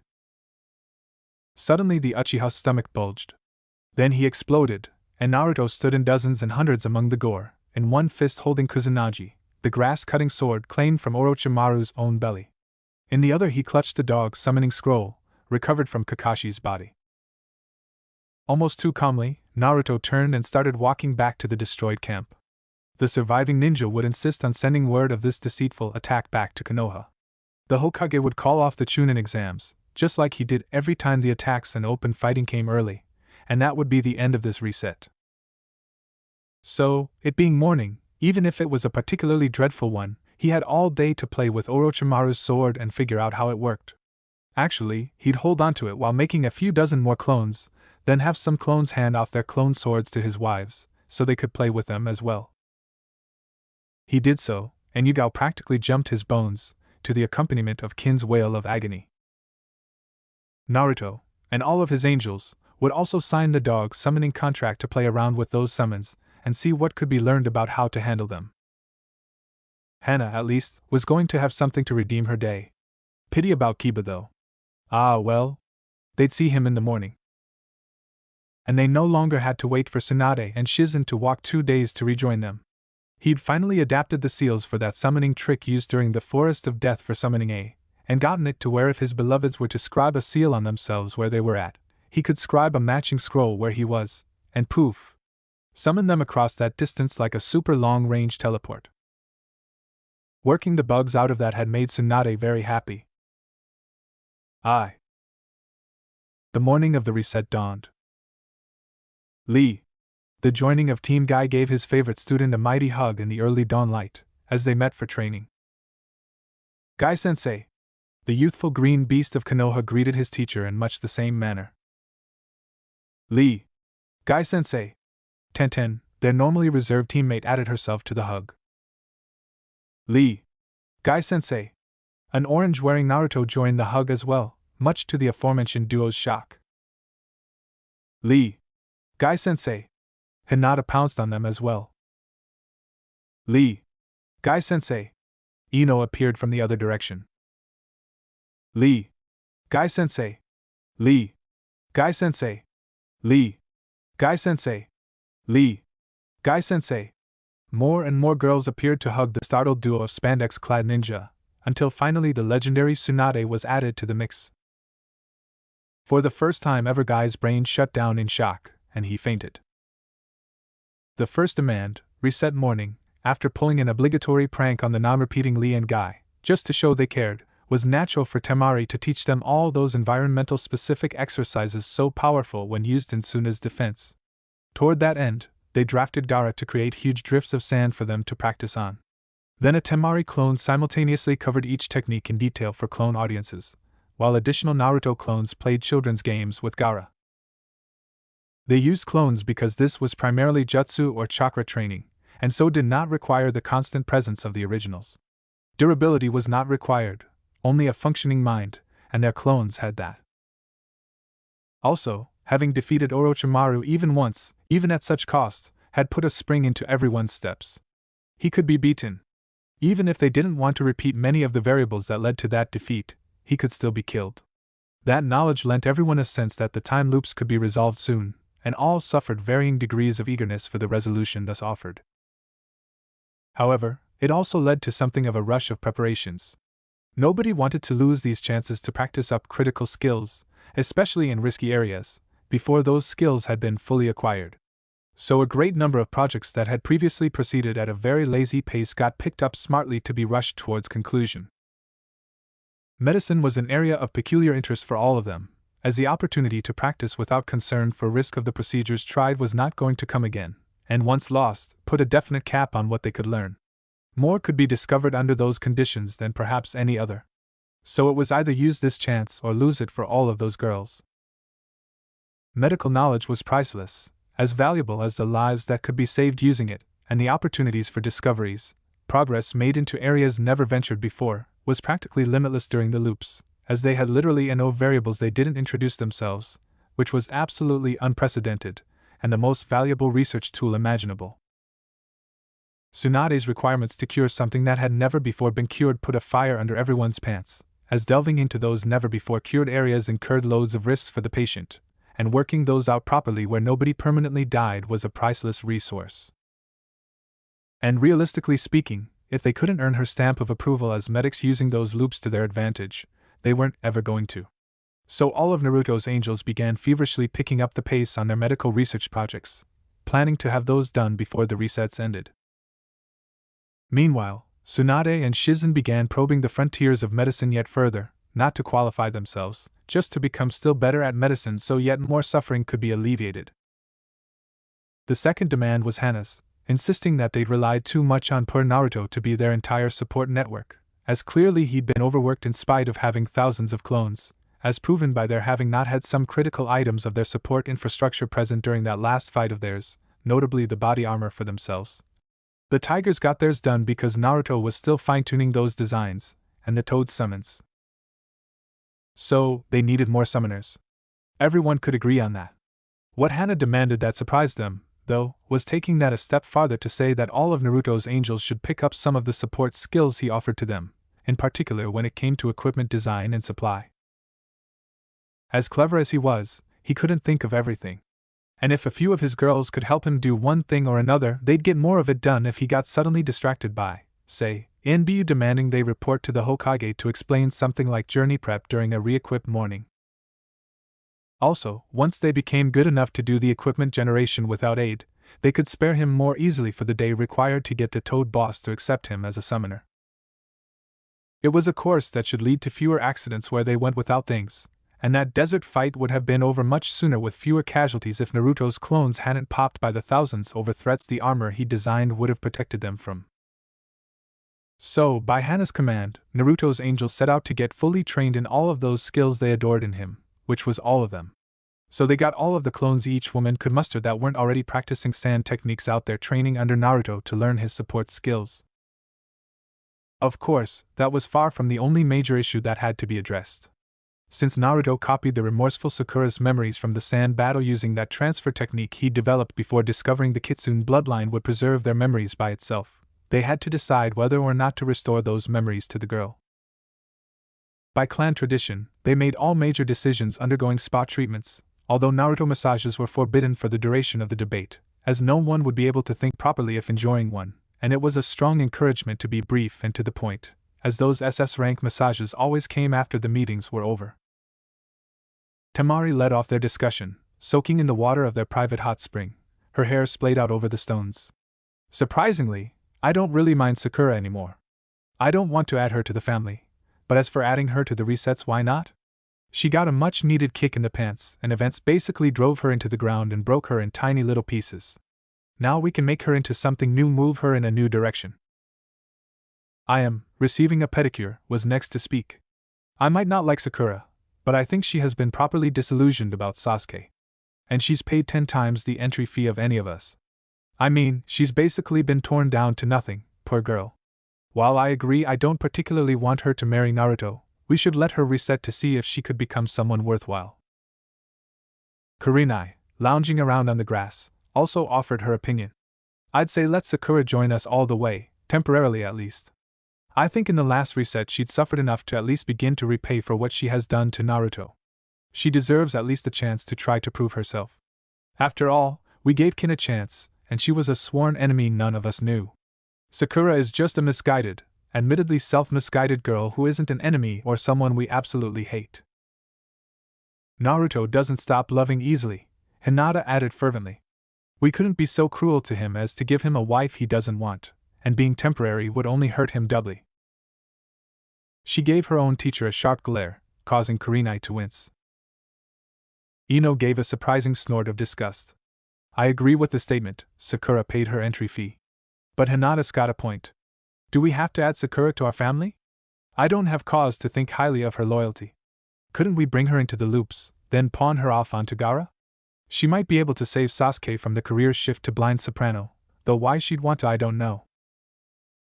Tsunade groaned in pleasure, while receiving a foot massage from one of her clones, a distant second best to one of Naruto's, but better than nothing, and it warmed her up for later. I don't really like Sakura either, but I can see the point about the girl having paid her entry fee. Although, Ino has a point too about her lack of loyalty to friends, and Hinata's argument is sound. But now that Sakura's recognized her failings and been, as I am said, reduced to nothing, she has the chance to build upon a new foundation and become a better person than she's been. I think she deserves that much. Shizen, surprising no one, agreed with her teacher. Personally, I'd suggest giving her a chance, at least a small one. Let's just let her into the reserves and see if she can become someone better than she's been. It gives us an opportunity to look at the potential for second chances in others, which is something Naruto hasn't had to do much of thus far. Yet to become the ultimate ninja/Kage, he should know when it can or cannot be done, I think. Let's do it the temporary way. That way we can throw her back if we don't see some kind of dramatic reversal. Enko chuckled, limbs splayed where she lay nudely and lewdly upon the tiles. We could always do it just to spite the broody bastard. Some of his fangirls have had second thoughts after seeing Ino drop him like a dead rat. If both of his prime supporters declare him unfit for female consumption, well, girls care about the opinions of other girls. It could destroy his popularity if we can name some cause for why they dropped him, and that should be easy. Kin shrugged from a patio table where she'd been enjoying a parfait. As for Sakura, if she can admit to her stupidity in not appreciating Naruto from the start, then I'm okay with letting her join us to any degree. Hinata was frowning. The situation of Sakura is not that easy. She did too much damage to Naruto in the past when he was vulnerable and needed her. And she has taken a lot of time for her to come around to him. We shouldn't trust her, especially not as a member of our family. Sakura's not that bad. She was simply trapped when she was a foolish little girl. How many of us were always as mature or as wise as we are now? Hana asked the group her own question. She sighed. Yes, Sakura is an immature, arrogant little punk.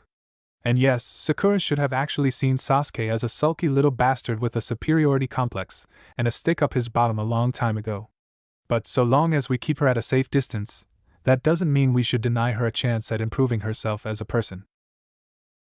Enko disagreed. Aside from her negative attitude towards Naruto, Sakura is a very fragile person who can't function without people supporting her and holding her hand. Her taijutsu and overall performance are pathetic, while her so-called intelligence hasn't gotten her any ninja skills worth the name. I still say draw her in to destroy Sasuke, but I like Ino's idea of pawning her off to Gaara once we're done with her. Tenten sighed. I'm just tired of watching her get hurt. Yugao, as den mother, looking to retire, had to withhold her own vote and watch as this debate played out. Luckily for her, she didn't care much either way about the girl, so she could declare the winner without any real bias. Ino considered for a long moment, before adding, interestingly enough, I seem to share similar thoughts to Tenten. I was kind of getting tired of watching Sakura get hurt, as, while she is extremely annoying, she's nowhere near as bad as Sasuke, or the hypocritical, lazy, and near worthless teachers that are Jiraiya and Kakashi. Kin suddenly blurted out, watching people humiliated is all well and good, especially when they are jerks, and egotistical jerks at that, but watching someone get their heart metaphorically ripped out and stomped on again and again, and not even being allowed to remember what they did wrong to prevent it from happening again, really, she's been getting it much worse than Sasuke since he is too arrogant to care if no one likes him. It gets depressing after a while. Enko was silent for a moment, before adding, anyone who's ever felt emotional anguish in their lives, and it doesn't have to be emotional pain from betrayal, just emotional pain, would start to sympathize after some time. Okay, I'll admit, after a while I started thinking it'd be nice if she was at least allowed to remember the heartache the resets caused her, if not the actual memories, so she could stop setting herself up like that.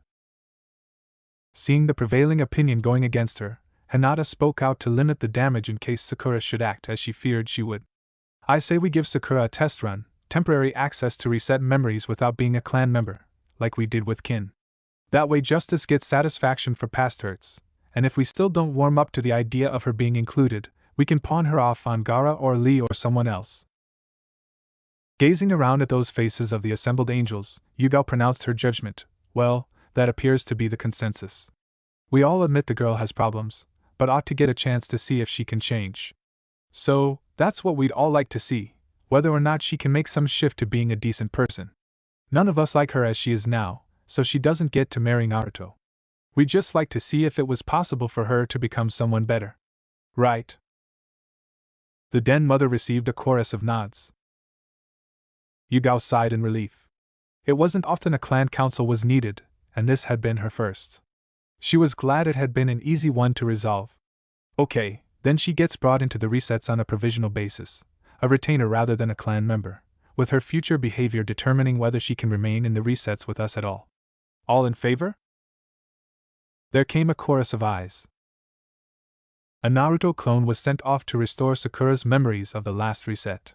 But Kin brought up something that stopped the angles from dispersing to the hope for messages. As our next item of business, I'd like to inquire about the possibility of recruiting a spy in Orochimaru's organization, one higher placed than myself. Who do you have in mind? Hana asked, eager to get her hubby's hands on her, and so a touch impatient to get the real business out of the way. Tayuya of the Sound 4, Orochimaru's personal bodyguard group, and the closest thing he has to command lieutenants. She has far greater access to his plans and secrets than a lowly field agent like myself, and could help us blow the covers on whatever spies he must still have here, Kin answered. Anko was scratching her chin, deep in thought.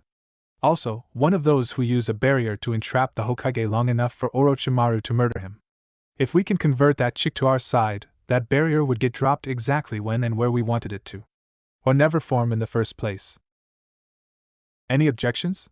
Yugao called after a moment of silence where everyone considered things. Receiving none, she called, then it sounds like we ought to make the attempt. Kin, you and Anko do the planning for this mission. Let us know how and when to get Naruto to massage her. Right. The two kunoichi formed extra clones, which sped off.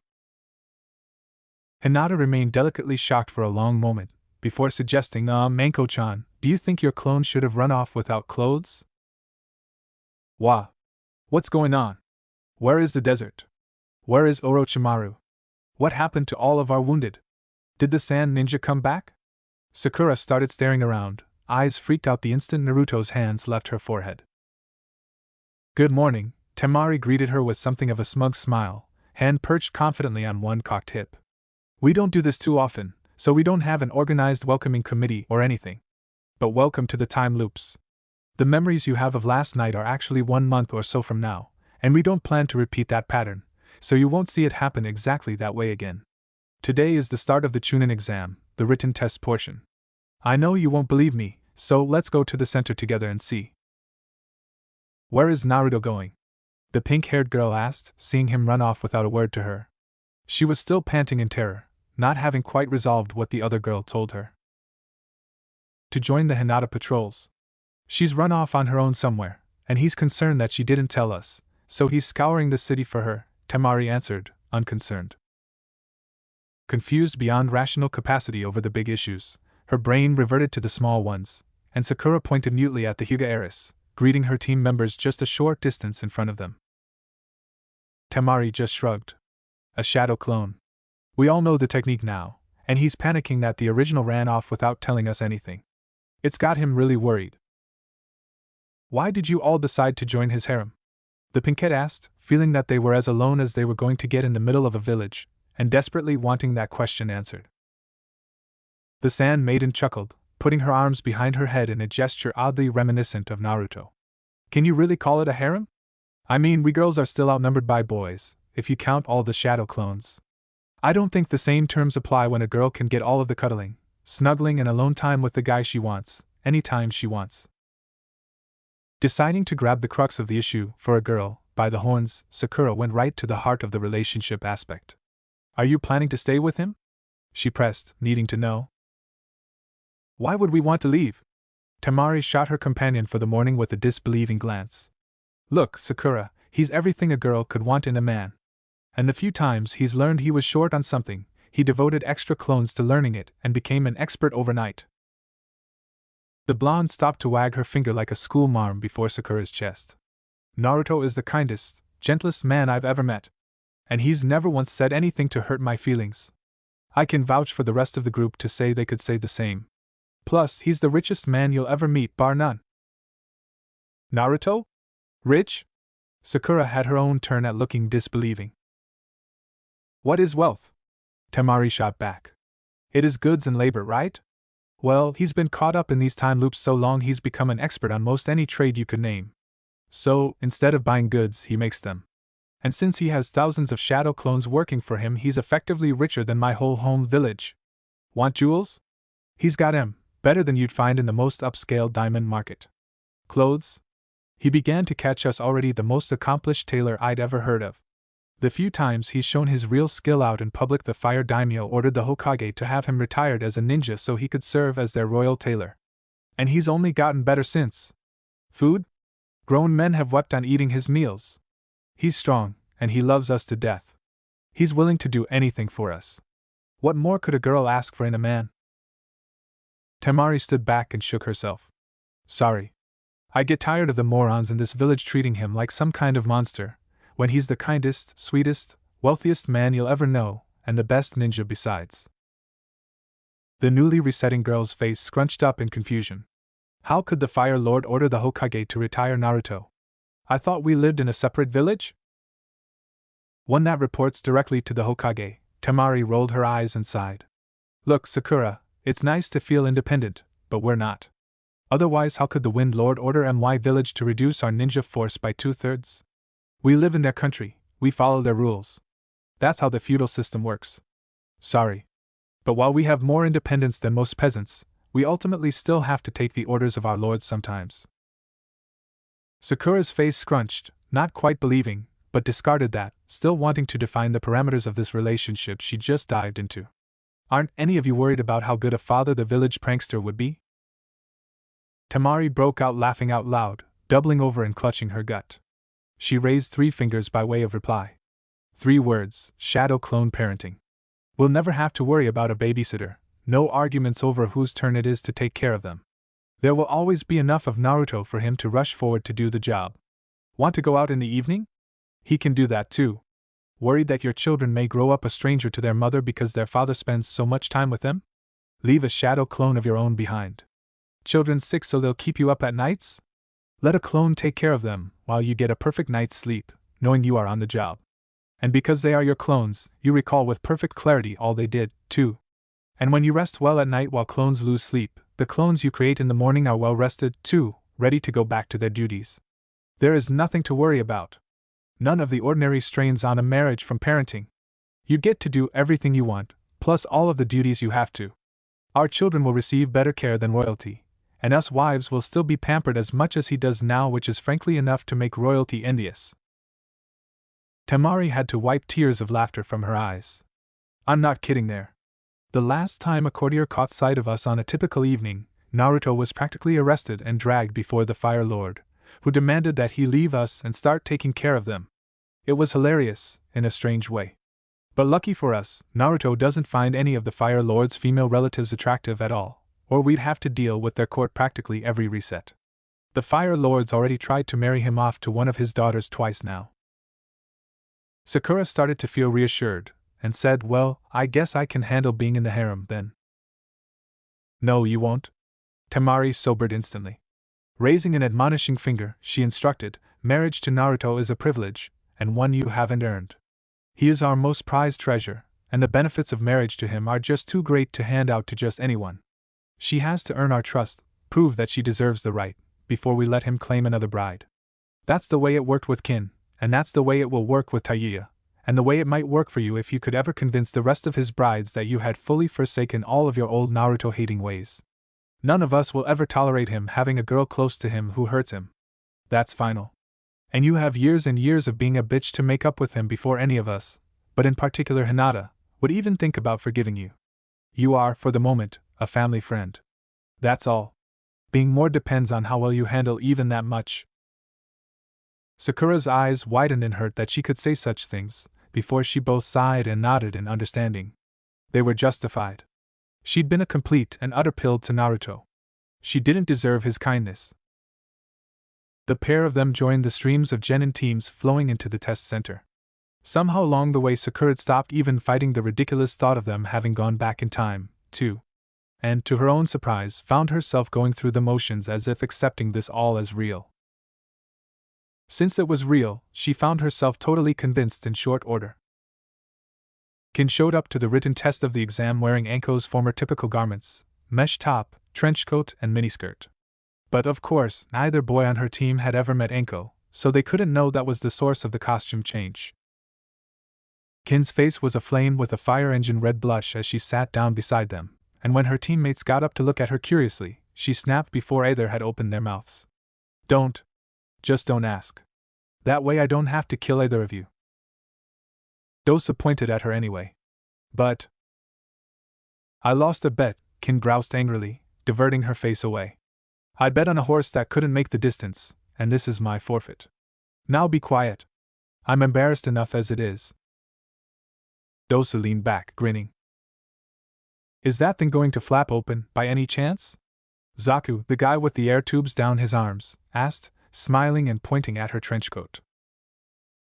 It better not. I glued the flaps to my breasts to make sure it wouldn't. Now if you want to die, go right on asking embarrassing questions. Kin drew a kunai out of her holster, looking angry enough to really kill someone. Zaku laughed, and both boys faced front in the examining room. No, it would be a bother explaining why we didn't pass this test for lack of a team member. Dosu chuckled. Or two, Kin muttered darkly, leaning forward on crossed arms so the desk and her sleeves hid some of the easy view of her cleavage. The day of the reset had spurred a frenzy of activity. They'd nearly lost the fight against the Suna ninja rather terribly. Luckily, they turned that around, and in the end Naruto had saved a copy of the remorseful Sakura's memories. But to everyone's surprise, Kiba's memories had made it through, too. The instant Hana hugged her brother on reset morning, all of Kiba's memories had come flooding back to him. They'd discovered this only after the family conference, when the boy had acted confused and outraged about having to go back to take the first test again. That was pretty much of a dead giveaway.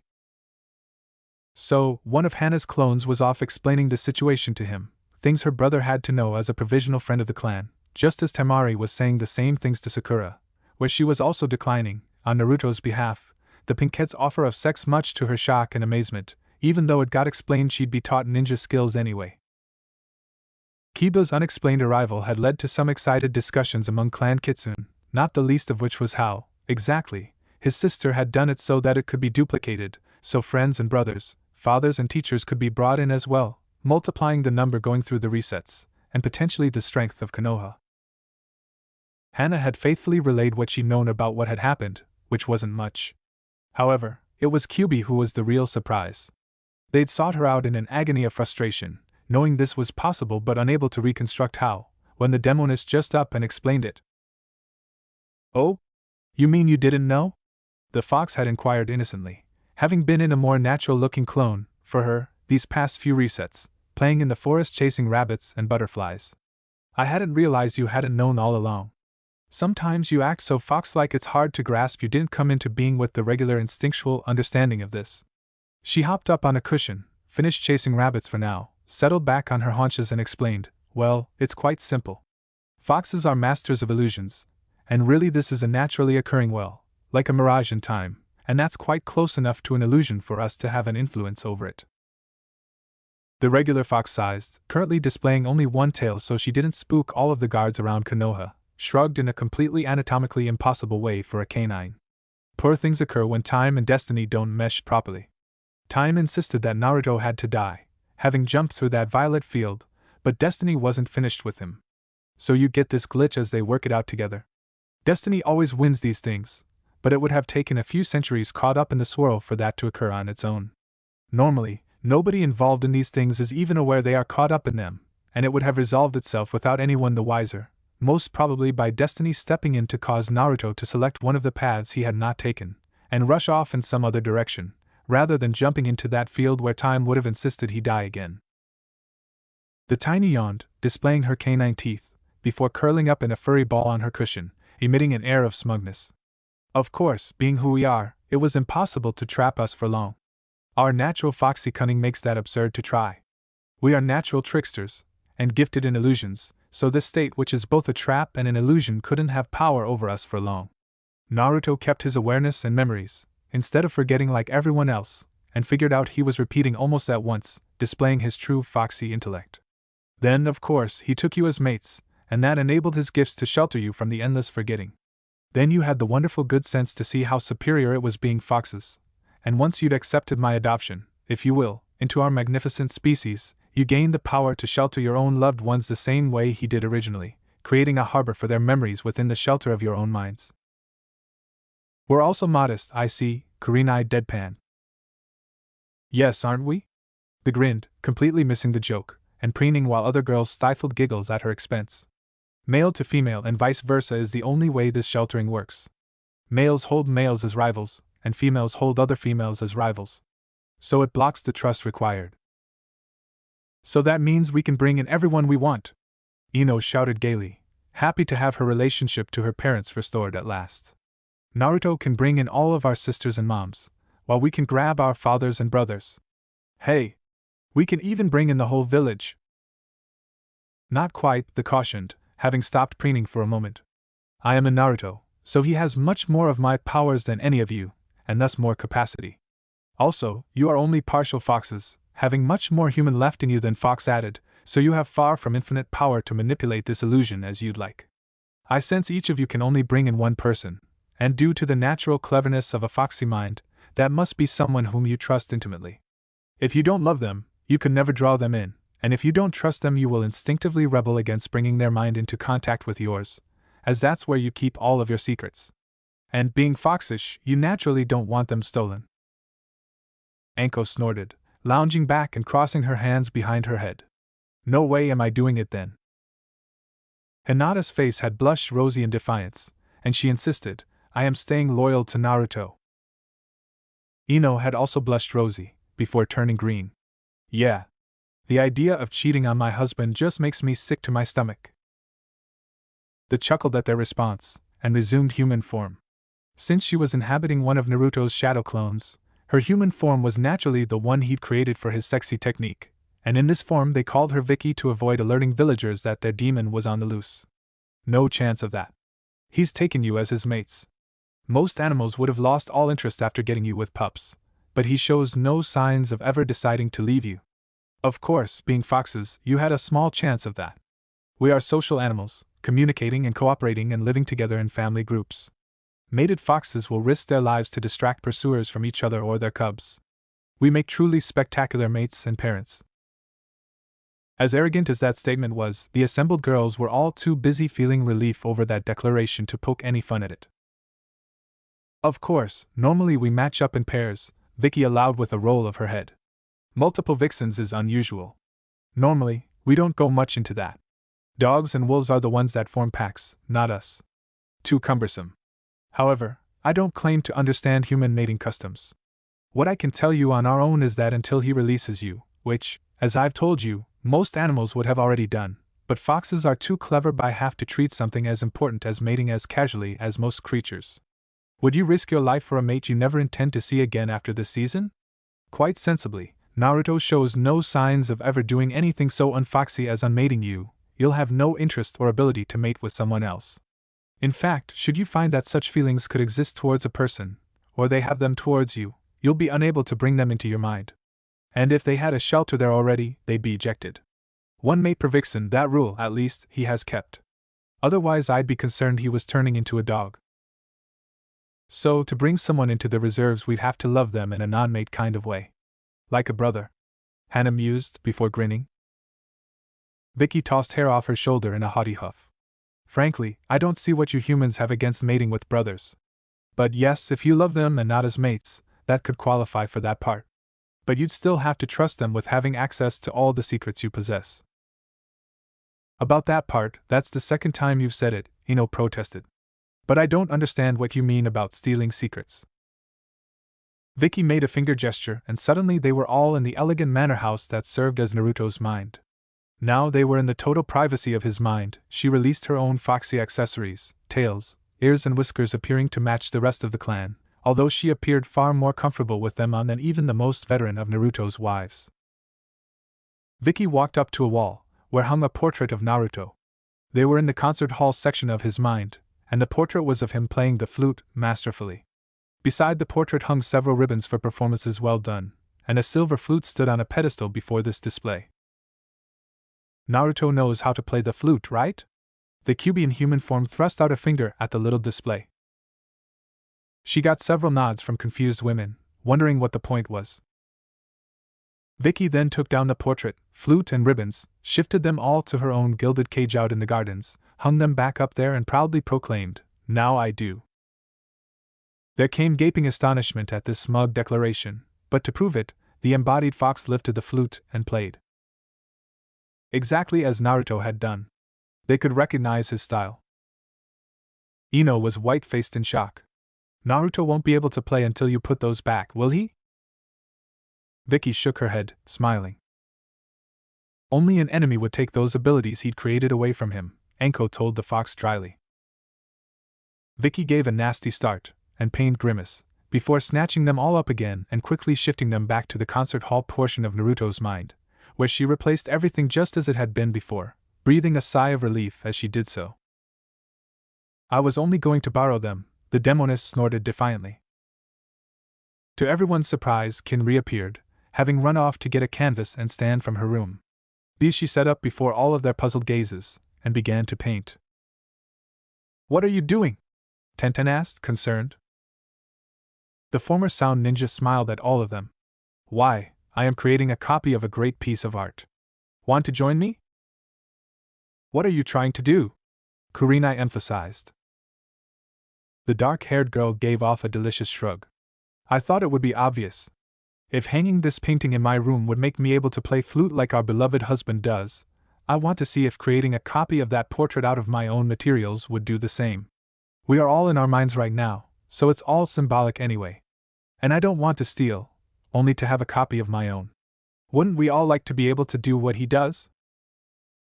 The other angels all ran off to their mental rooms to grab paints, scattering to go copy portraits of the skills they most desired. There came an almost instant moment of surprise when Tenten started to copy his weaponsmithing abilities that way, only to see the paints practically fly off of her brush onto the canvas, almost painting the portrait for her, although, instead of showing Naruto at his forge, the painting was of Tenten. "What's going on?" The weapons mistress recoiled from the spooky canvas. "Oh, that's something one of your clones is practicing out in the real world." Vicky yawned conversationally. "Naturally, your efforts to copy that skill here and there add to each other. You are telepathically reinforcing the training you are doing in the outside world." The ladies of Clan Kitsune stared at each other for a shocked instant, before reorganizing quickly to work on things their shadow clone doubles were trying to learn out in the real world. If one was going to try and learn something, might as well go for the best results, the fastest you could get them. "I think I'm going to put a clone on learning painting from our hubby," Temari popped out of the mindscape, saying, "Back in a second." Once more the others looked at each other. "That was pure genius," Tsunade allowed, speaking thoughts for all of them. Naruto was a great master artist. Having been practicing for ages as a hobby, he used to relax from the continual strains and frustrations of his condition. His skill had, naturally, improved over all of that time and practice, until he was a truly significant artist, alone in a village not known for its devotion to peaceful arts like music and painting. Given that they were a militaristic culture not overly inclined to fine arts, Naruto was probably the most advanced musician, sculptor, painter, and so on the village had ever spawned. His mindscape was covered in detailed art. But that was the trick. A mindscape was made up of metaphors, and to do a better job of copying a painting, it helped to be a painter. Even though it was strictly a metaphor, having a metaphorical advantage ought to make things go more easily and quickly. They all popped out to go task clones with learning painting from him.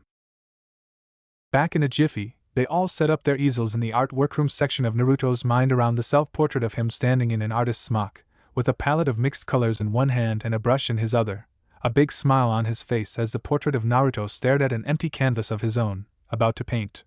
The portrait caught him in a relaxed and confident mood. The amount of artwork hanging around the room was truly intense.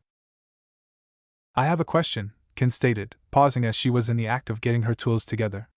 "Vicky, you'd said we need to trust someone absolutely before we could let them into our minds, that our natural foxy natures would prevent us from allowing access to someone we didn't love or trust." So the former sound maiden paused, drawing in a deep breath. "How was it that Naruto was able to copy my memories? I mean, he had to grant me a room in his mind before I was even married to him, just so I could join the resets.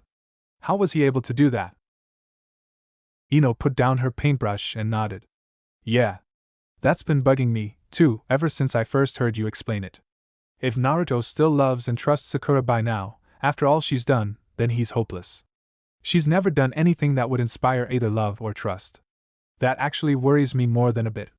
He doesn't trust everyone, does he? That could be a disaster." Vicky popped her eyes up over the top of an easel of her own she'd arranged beside the others, to look at her housemates. "Oh?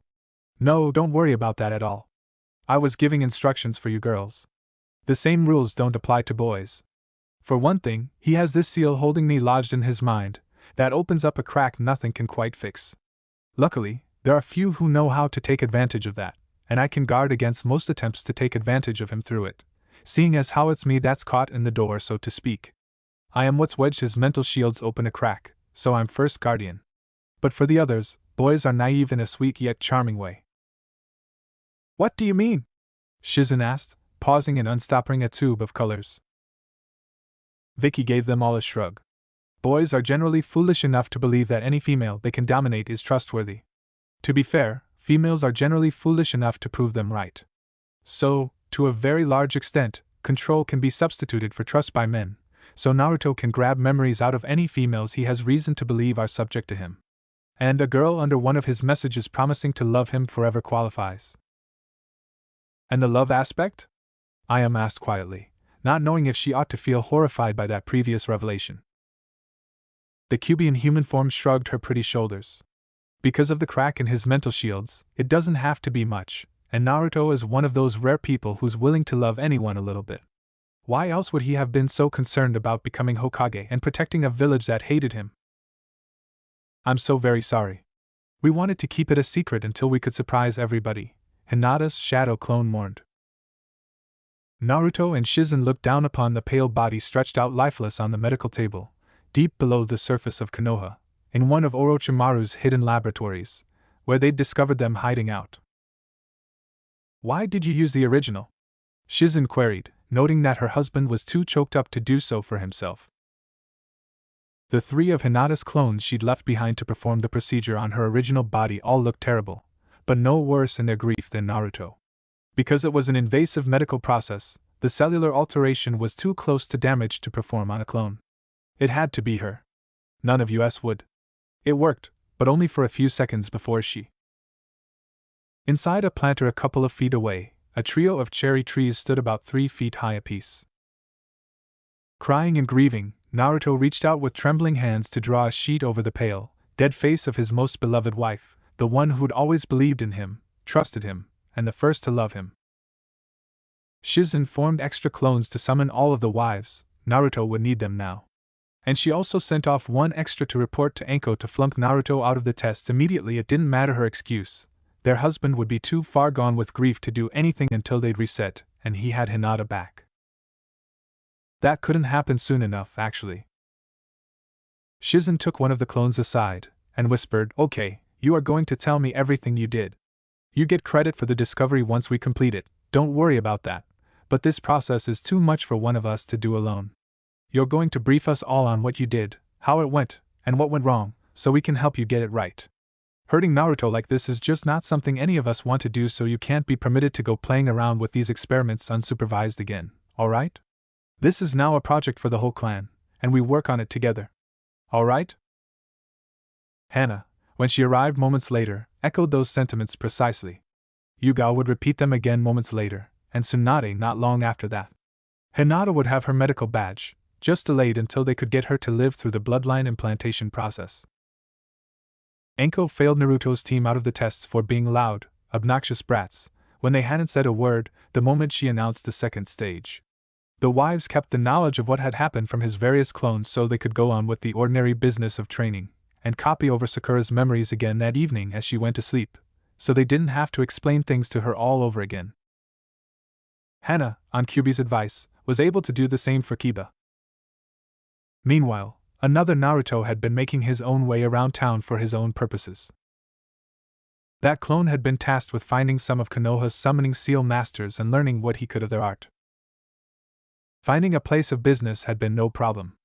Those masters did a rather large amount of volume in their summoning. An old or retired shinobi of every stripe and description seemed to gravitate there as assistants, using their chakra to activate scrolls in giant warehouses, seeing what they got.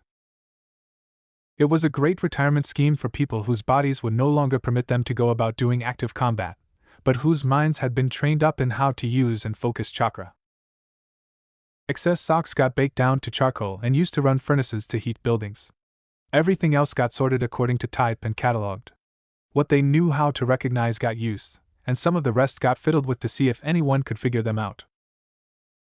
However, the clone's attention got riveted by a bit of garbage just thrown aside as useless, after a shinobi had ripped apart the packaging on a new set of wireless radios. It was an instruction booklet. More importantly, it was an instruction booklet written for an international audience, with the same instructions printed in different languages side by side. The clone eagerly snatched up this Rosetta Stone and made off with it, after having carefully checked around and grabbed other, similar bits of garbage.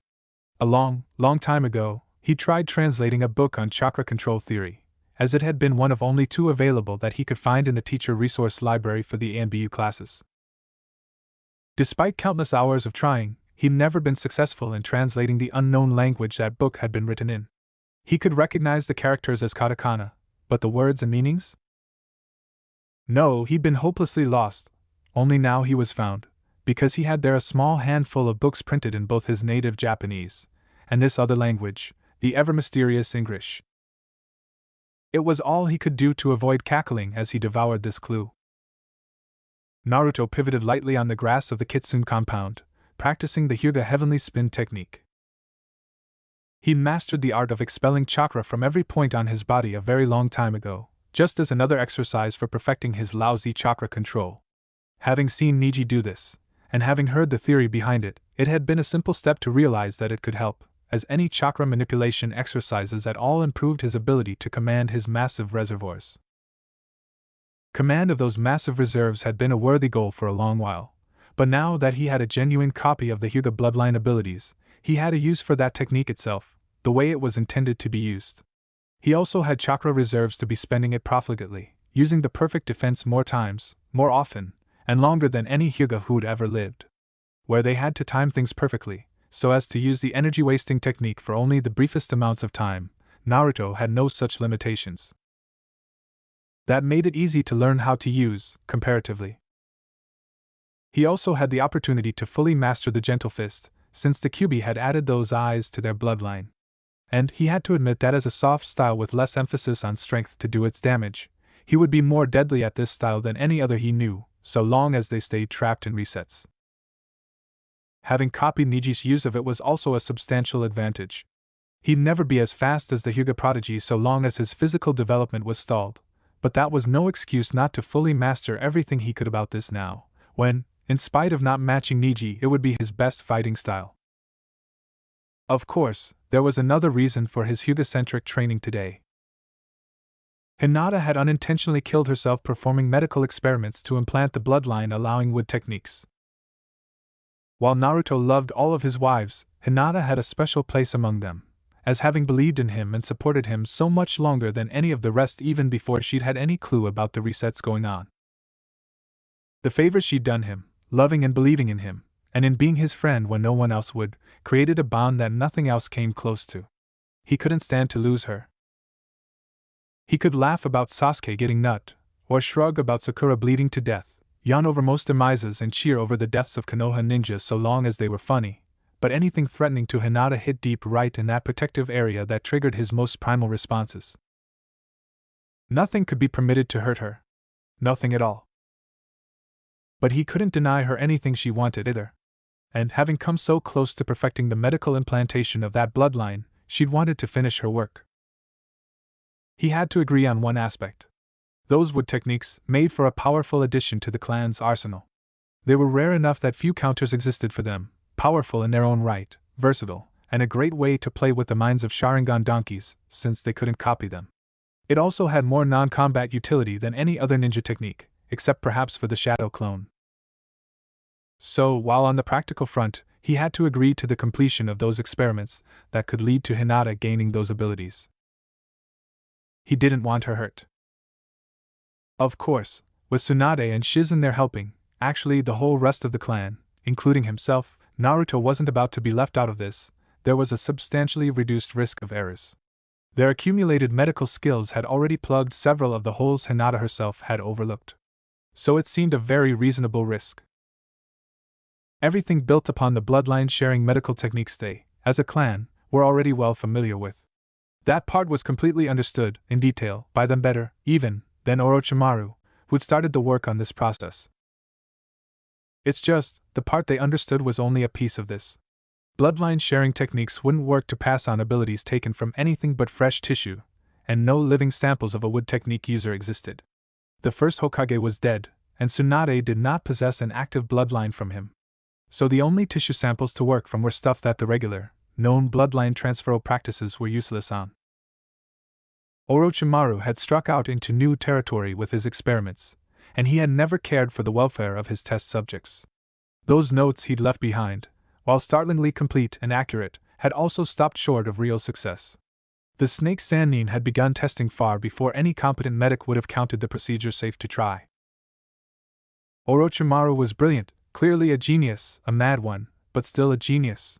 He had developed some truly revolutionary ideas for the concept of stealing bloodlines out of dead tissue. However, he never completed the work. It was like trying to walk over 3/4 of a completed bridge. You still fell in the gorge before you could get across. It didn't get you all of the way to your destination. The snake Sannin considered an experiment a success when he could get 1 person in 10 to survive the upgrade. At that point, he was willing to stop calling it an experiment and make it a standard practice without any further refinement. But even by that measurement, his posthumous bloodline theft process had failed dramatically. Tsunade was far and away a better medic than Orochimaru had ever been, and Shizen was not far behind. Between them, and the rest of the clan who'd been studying medicine under them, they had managed to fill in many of the holes in Orochimaru's theories and fix up the base of his design. According to Tsunade, the hard part was what was left.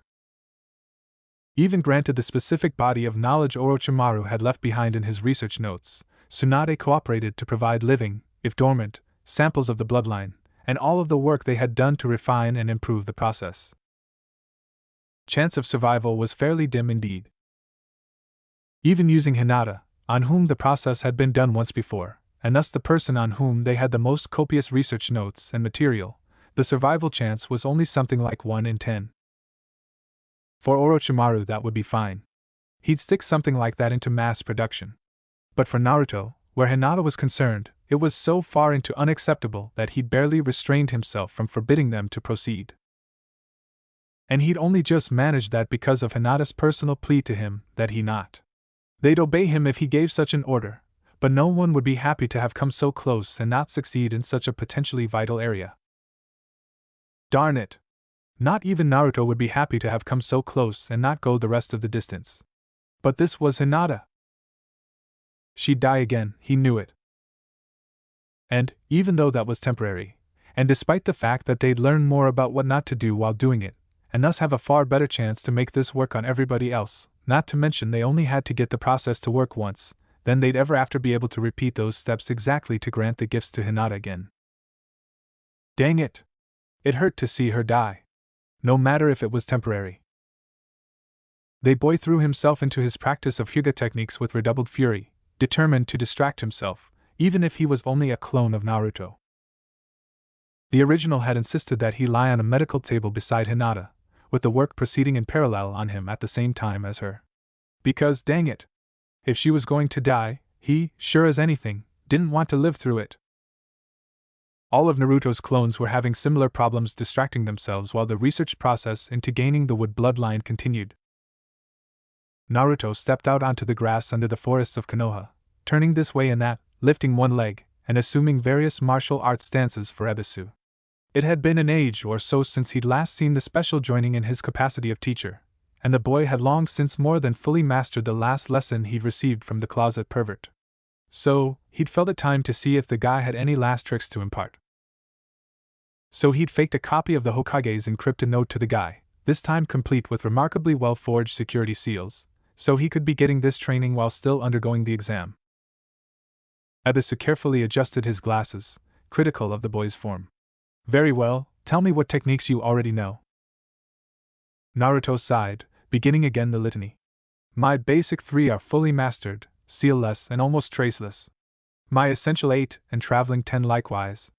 I know Shadow Clone, and 2 distraction techniques of my own devising, but you already know about those, the boy finished with a knowing grin. Ebisu coughed and adjusted his glasses, attempting to master a slight blush. Yes, well. Naruto shrugged and went on. I've got basic affinities in all 5 elements, and can cut, crinkle, moisten, burn and powder leaves I hold in my hands, with a couple of combat jutsu from each element, as well as the standard 3 chakra control exercises mastered to the point where they don't teach me anything anymore. It wasn't worth counting those exercises from Suna, as they were still in the act of learning those from Temari, and Ebisu wouldn't ask about them anyway.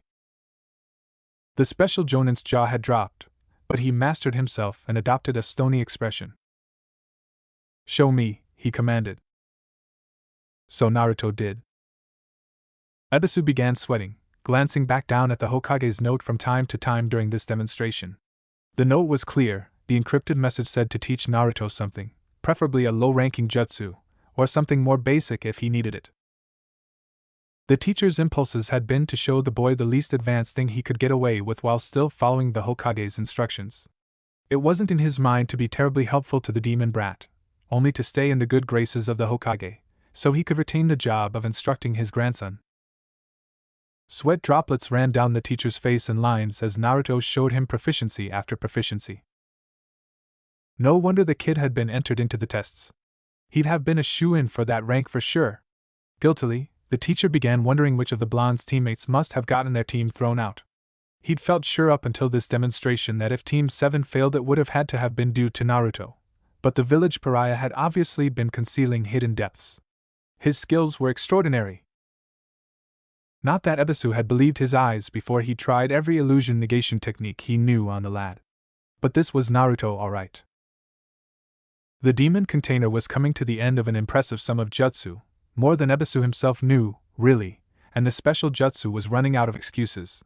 The Hokage wanted the kid taught something, but what? Everything that could be considered low rank the demon brat knew already, better than Ebisu himself, in most cases. Then the teacher thought of something, and a smile spread out across his face as the boy came to the end of his already impressive arsenal, showing off a gusty barricade technique that successfully blocked several weapons thrown by the boy's clones. "Very good, Naruto. I'm impressed." The teacher winced behind his facade at being forced to praise someone he'd always secretly despised. "I guess it is time for me to reveal the true secret behind D-ranked missions. Tell me, how many have you done?" The boy looked at him warily, then shrugged. "Over 20. Ebisu was nodding before holding out his hand. "Come. Let's go to the office and get one of each of the major varieties. After this, I'll have nothing more to teach you. Request a different instructor from the Hokage, if he wants to show you something again." Ebisu smirked within himself. "I have nothing more to teach you" could speak of willingness instead of ability. But frankly, he wasn't willing to part with any of his mid or high rank techniques to the demon brat, and, as that note from the Hokage had specifically said low, he wasn't required to either. Doubtfully, the boy followed the special along, until they were standing before a fence, open paint buckets beside them, and a mission to paint it. The teacher had his arms crossed proudly, and he shouted, "Not that way!" as Naruto reached for a paintbrush. Adjusting his eyeglasses in a conceited manner, the special explained, "There are two ways to do most any D-ranked mission. One builds your body, the other your chakra and elemental affinities. Since you already have your basic affinities mastered, and there was no way the special was going to breathe a word over how impressed he was at that, this ought to be easy for you. Observe." Ebisu formed a hand seal, a basic one for water, and a glob of paint jumped out of the bucket and onto the fence in front of them, before beginning to spread itself out evenly, without using a paintbrush. The special was expecting his student to be awestruck, but in his desire got disappointed. Still, his professionalism didn't allow him to show it, so he rather arrogantly continued, "Although it has many impurities, fresh paint is still at the core of it a liquid, and all liquids behave as water. Learning control of water without using tools is an important step in becoming a successful shinobi, and so we give D-ranked missions to our genin so they have a chance to practice while getting paid doing a useful job to help the village." Naruto was nodding, gradually coming to accept this. Forming the same hand seal, he got his own glob of paint to jump out of a bucket and, after some initial difficulty, begin coating the fence. Not wanting to waste his own time, Ebisu ordered the boy to leave some clones there to finish that mission, and took him out on a garbage cleanup assignment they'd accepted at the same time. "Now it's really the same thing here." The teaching specialist stood beside a large garbage receptacle, pointing out over a litter-strewn park. "Use wind to blow refuse out of the bushes and trees into a pile, instead of gathering them with your hands. When you are really good, you can blow them directly into the container, like so." He formed a hand seal having to do with air, and an empty bag of chips dislodged itself from some tree branches, fluttering and struggling toward the garbage receptacle. Ebisu was sweating, his body trembling, and his face screwed up in concentration, but the trash soon came to land, not in but beside of the metal mesh barrel he'd been aiming for. Pretending not to notice his instructor's struggle or lack of success, Naruto formed his own hand seal and began using directed breezes to collect refuse. It did not take him long, due to his extensive practice using other exercises, before he had the first few items land in the barrel instead of beside it.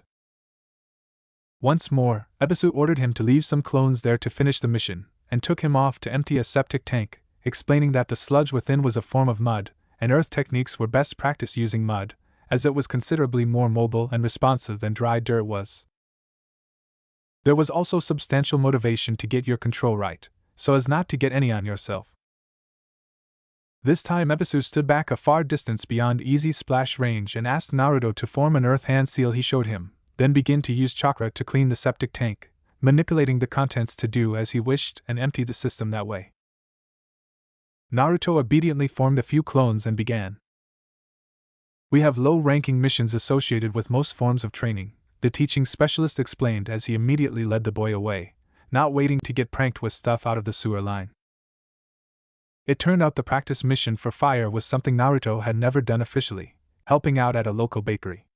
It turned out hiring a genin team for a day was a great deal less expensive than paying for a day's worth of good charcoal to run the ovens, and heating them with chakra so they were just the right temperature, either too hot nor too cold, and maintaining it there was hard work, but not so hard a genin team couldn't manage it so long as they had a budding fire affinity or two among the members.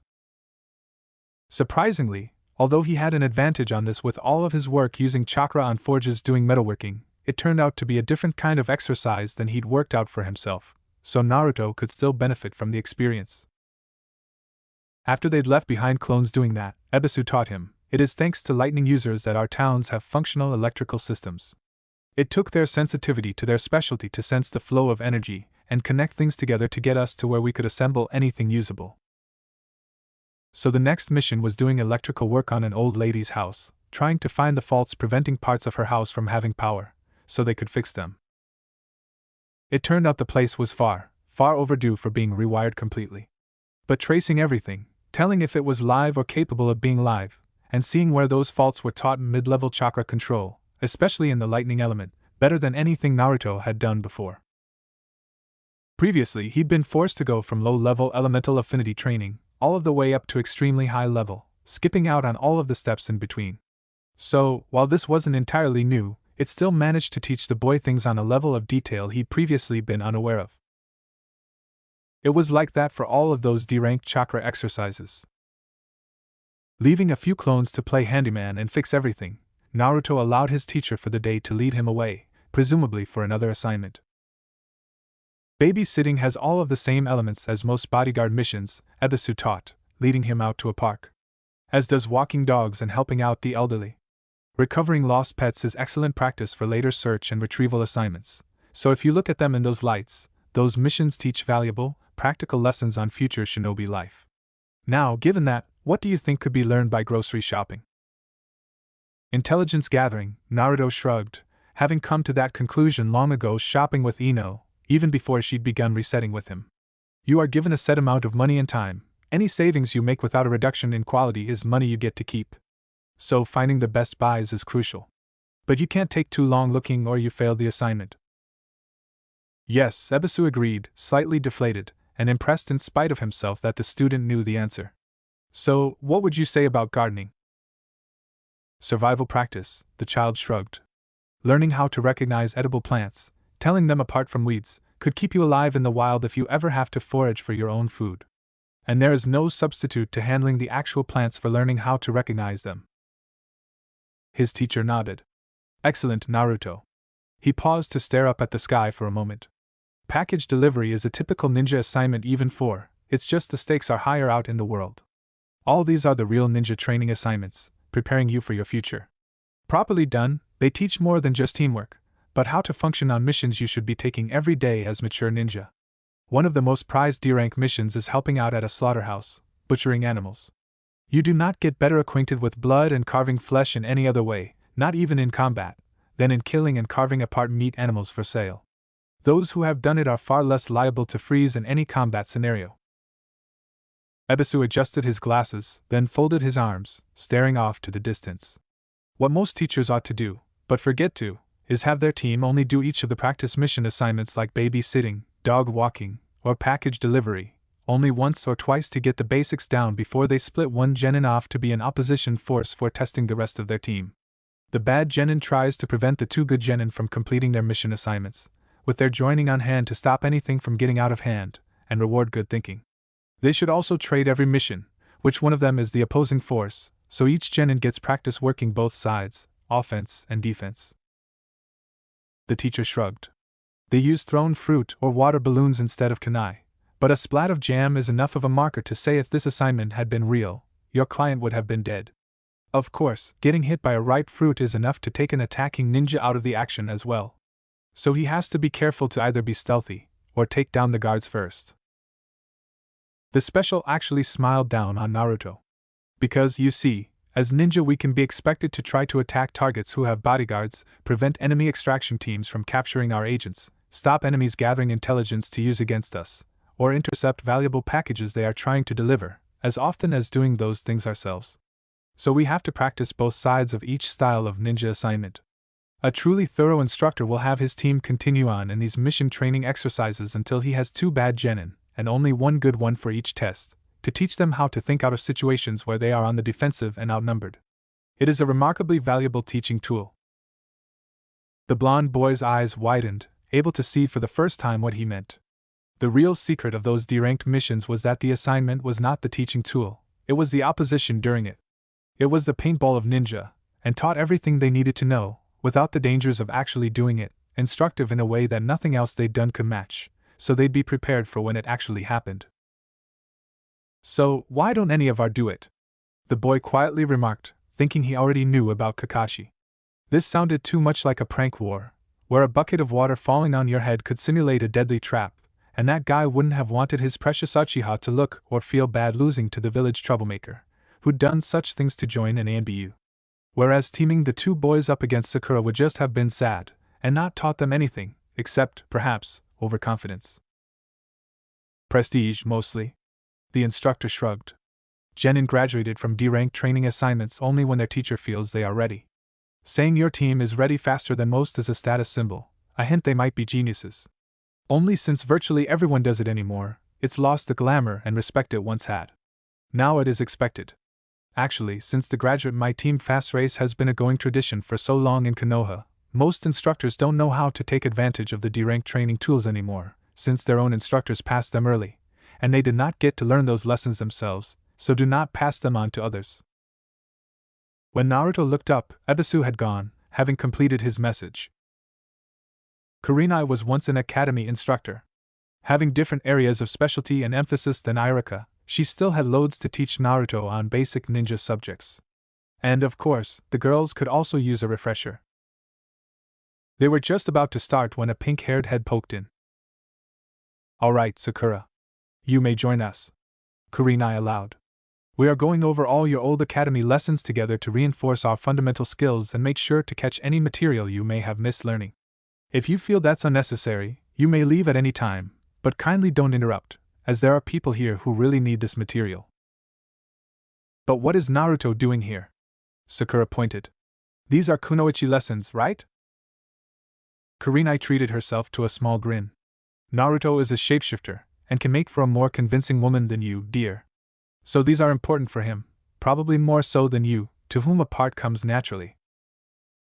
She waited a moment, as if expecting another interruption, and when that didn't happen, they went on to begin the lesson. "As female ninja, we must not only be skilled in ninjutsu, but also possess a large amount of civilian knowledge and culture. If you cannot sneak into enemy territory and pass for a normal woman, then being a spy will be impossible. Today's lesson will be on flower arrangement. Now people, go off and pick some flowers." The problem with getting Tayuya into the resets came chiefly from the fact that, whenever she was in town, she came in the company of Orochimaru. Thus it fell to Naruto to come up with a plan so dastardly, so amazing. "Oi! Orochimaru! I was wondering if I could trade this Uchiha for a chance to get sweaty and intimate with Taiya here? The blonde boy dumped the well-wrapped package that was Sasuke Uchiha at the feet of what looked like the Kazekage and thumbed one of his two bodyguards. Coo coo coo coo coo. Orochimaru chuckled, while his guards looked startled. As the false-face disguise melted away, revealing the snake Sanin's features below those of Temari's father, the legendary missing ninja chuckled arrogantly. Tell me, how did you penetrate my disguise? Kabuto brags in his sleep, Naruto answered flippantly. I think half of the town knows you are coming today. They've got this really interesting trap where Tsunade and Jiraiya, the Hokage, and half of ANBU are waiting for you to drop in so they can ambush you. The snake Sanin gave a nod to his two guards and they split into four and vanished off to check into that information. Which didn't matter, as it was true. Well, the trap was easy enough to arrange, that is. While they were waiting for those bodyguards to come back with that confirmation, Naruto kicked back on his heels, sitting on the bound Uchiha, and crossed his arms casually behind his head. Hey, Orochimaru! I'm having dinner with Anko later on today. You want to come? Kukuku, that sounds amusing. The Sound 4 reappeared, kneeling at the Sanin's feet. He speaks the truth, Lord Orochimaru. Your former teammates are arranged in ambush with what appears to be half of their ANBU forces. The Hokage is there, and his face is exceptionally grim. Remind me later, Kabuto must die. The quip to his underlings, I spent a great deal of time on this trap and he's gone and outed my disguise, spoiling the whole party. Bring the boys. The snake Sanin and his bodyguards began to rush off, heading away from Konoha and the forces prepared to meet them there. Naruto found he was slung under three arms of the spider guy, while Sasuke was laying over the shoulder of the big guy with the mohawk. You know, I don't think we've been properly introduced, Naruto observed casually, just as if he were not in the custody of his enemies. The six-armed guy opened his mouth to make a crack. You do not deserve our names. Hey!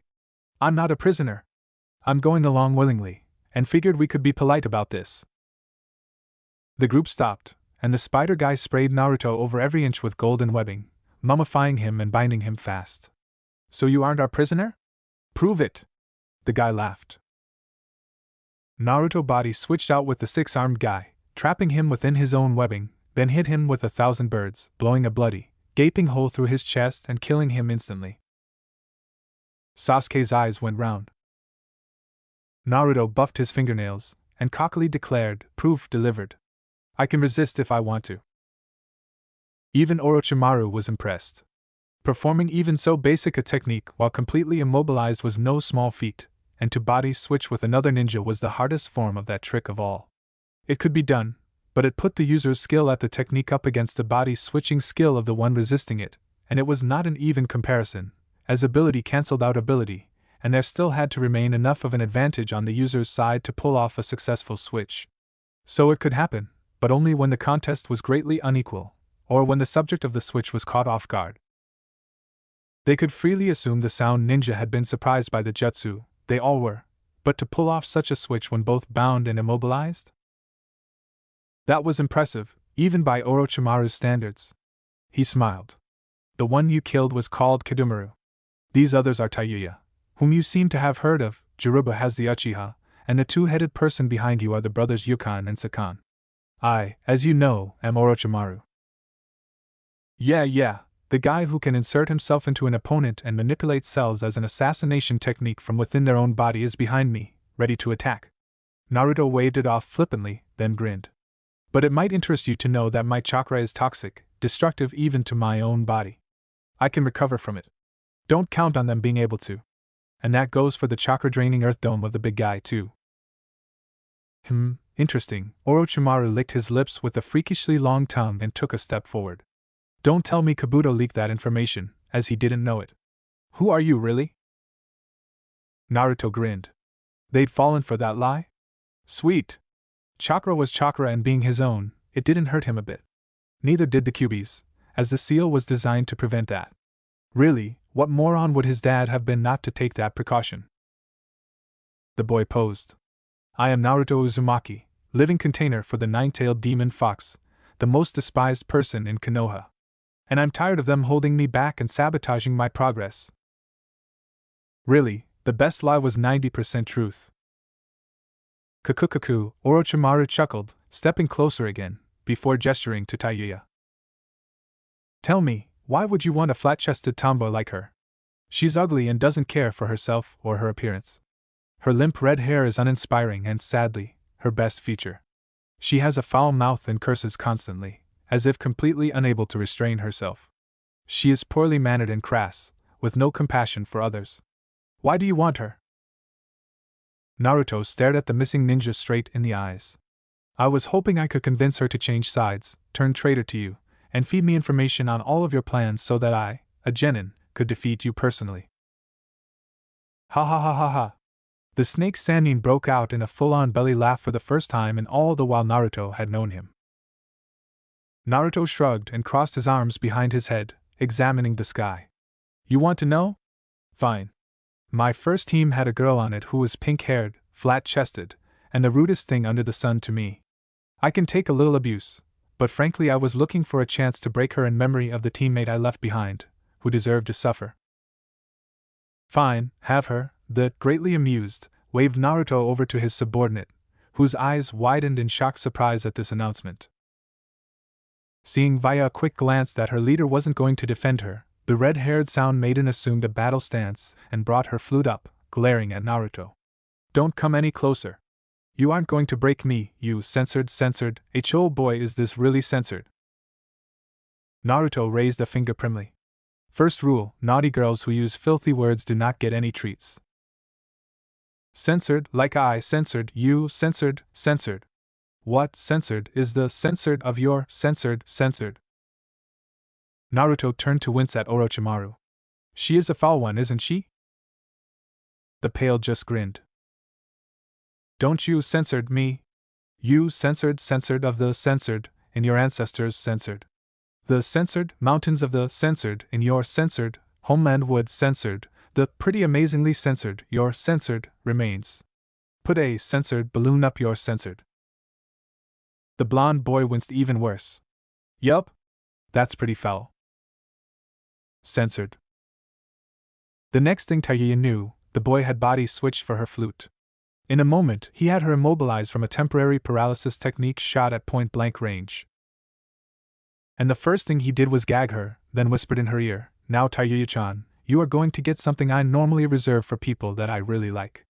When you decide you want more of it, recall that I like nice girls who use pretty language, and take care to look their best, okay? In response, the sound maiden activated her cursed seal, going straight on to level 2, and overcoming the temporary paralysis with sheer chakra. Just as she reached up to pull away the gag to say something that probably ought to be censored to a very extreme degree, Naruto, who'd been waiting for this, simply reached out and removed her cursed seal. The foul-mouthed maiden collapsed in chakra shock, unable to account for the sudden surge deserting her so completely like that. As she lay helpless before him, Naruto began limbering up his fingers, calling out to the Oi! Orochimaru! Want to learn a technique that can make any kunoichi turn traitor to her clan and village? I'm more interested in little boys, myself. The snake Sannin stepped close and waited for the technique, just as if it was not one of his own people who was about to be sacrificed to it. Naruto shrugged. Well then, watch and learn. Maybe you can adapt it to perform on poor little Sasuke-chan later. Agreed. The traitor nodded. Tayuya's eyes went round as Naruto's hands descended. Half an hour later, after the girl's voice had recovered from shouting herself hoarse over begging to be allowed the joy and privilege of being his love slave and other, less appropriate, comments that were naughty even in context, the snake Sannin looked up from the struggling and disgusted Uchiha to ask Naruto, how did this part go again? The demon container shrugged nonchalantly. Don't know. Something seems to be lost in the conversion. Don't ask me, I'm an expert on girls. Little boys are outside my interest. Oh, I'm sure I'll get it right in time. Orochimaru leered. Now show me again, girl. What would Daddy say if he knew I was instructing pedophiles? Naruto shook his head sadly, before wriggling his warm fingers in Tayuya's direction, politely not mentioning that this jutsu trade was strictly one way, as he'd get to keep the girl, but Orochimaru would forget this conversation ever happened over the next reset. Good job? Orochimaru guessed. Yes, that's probably it, the boy agreed, just to be agreeable and not start a fight in this situation. Yes, master. I'll be good, Taiyuya muttered, exhilarated yet exhausted, eyes alight in eagerness as his hands descended. No naughty words, not one oh. As Naruto worked away, he asked the conversationally, "So, what would you teach me in return for showing you how to remove those cursed seals of yours?" Orochimaru grinned. "Oh? I was planning to kill you to keep that knowledge from spreading." "Yes, I know," the boy shrugged nonchalantly. "But think on it this way, there might be others who know the technique. In fact, I can guarantee you there are. So you might need to know how to do it yourself so you can develop a next version of the thing that isn't subject to our counter." Orochimaru licked his lips. "How about I let you live?" "I wouldn't want you to make a promise you couldn't keep," Naruto quipped, then shrugged, going back to his work on Taiyuya, who quivered bonelessly, too far gone to scream out his name. "No, all I expect is a few weeks of passion and pleasure out of my little Taiyuya-chan here before you determine that you'd rather see the QB moved to some other container. But I would like to learn a few jutsu in the meantime, just to spite those idiots in Konoha who never taught me any." They paused, as if considering. Naruto shrugged, completely unconcerned, even as he drew in a copy of Taiyuya's memories. "Or you can just kill me, but that significantly lowers the odds of you ever learning how they're beating your unbeatable curse seal." The pale freak grinned toothily. "You amuse me, boy." "Thanks, I think," Naruto blinked, questioning that statement, and somehow feeling dirted by it. Orochimaru brought a hand up to caress the boy's shoulder, only for it to be stopped short, sealed in a short wall of earth. "No touching. The boy interested in disgusting old men is over there," the demon container pointed out Sasuke's bound form. Enraged, the pale man pulled back, smashing apart Naruto's wall even as he freed his hand. With a nasty grin, the snake's Sannin formed hand seals, and gloated, "Goodbye, boy." The Sannin's mouth stretched impossibly wide, and a serpent about as big around as Choji's middle began to slither out of the opening. "Temporary paralysis," Naruto stated in a bored tone, not even bothering to form a hand seal, and saying the technique's name only out of politeness. The snake dropped as if dead, stuck half in and half out of Orochimaru's mouth, whose expression switched to one of comical surprise. With the snake bigger around than his waist half in and half out of his mouth, Tho was pretty helpless. Efforts to pull the sleeping serpent out with his arms proved human-sized limbs were too small for the task, and the situation was downright funny as the struggled to free himself. In the end it was the big guy with the mohawk who pulled the serpent out, and even he had to switch on his curse seal to get the power to do so. Snakes that big are heavy, and it was stuck in what was, for it, a small opening. Wow! That was pathetic. Naruto deigned to notice the Sannin's struggles just as he freed himself. Cheekily, he asked, "So, can you eat people too?" In response, Orochimaru's tongue angrily snaked out, caught him up, and ate him, swallowing the blonde genin whole, only to explode in thousands of Naruto a moment later, the boy emerging from the Sannin's ruins carrying with him the snake's Sannin's sword, and a scroll he'd found inside. The Orange Army turned to face the remaining two of the Sound Four, and grinned cheekily.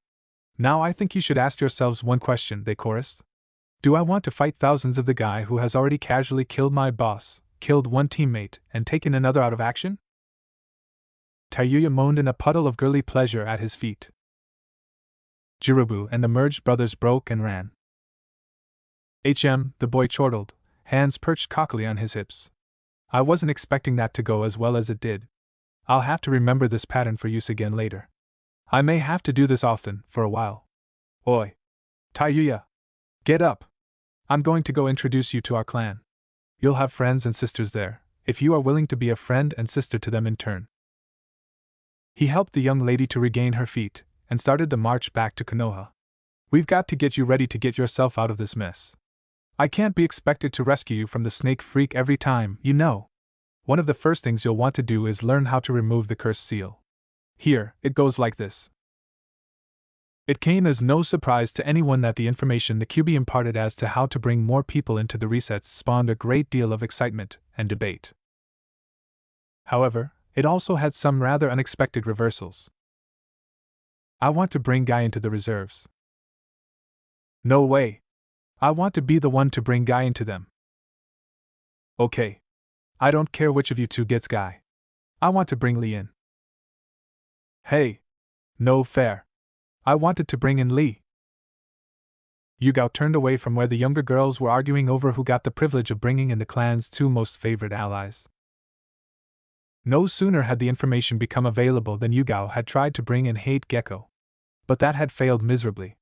It seemed that what the Kyuubi had taught was true. Since Yugao was a claimed mate of Naruto's, she was unable to create a shelter in her mind for someone else she might love in a mate-like fashion. Since she had once nearly loved Hate that way, she found that an absolute barrier in her mind toward accepting him.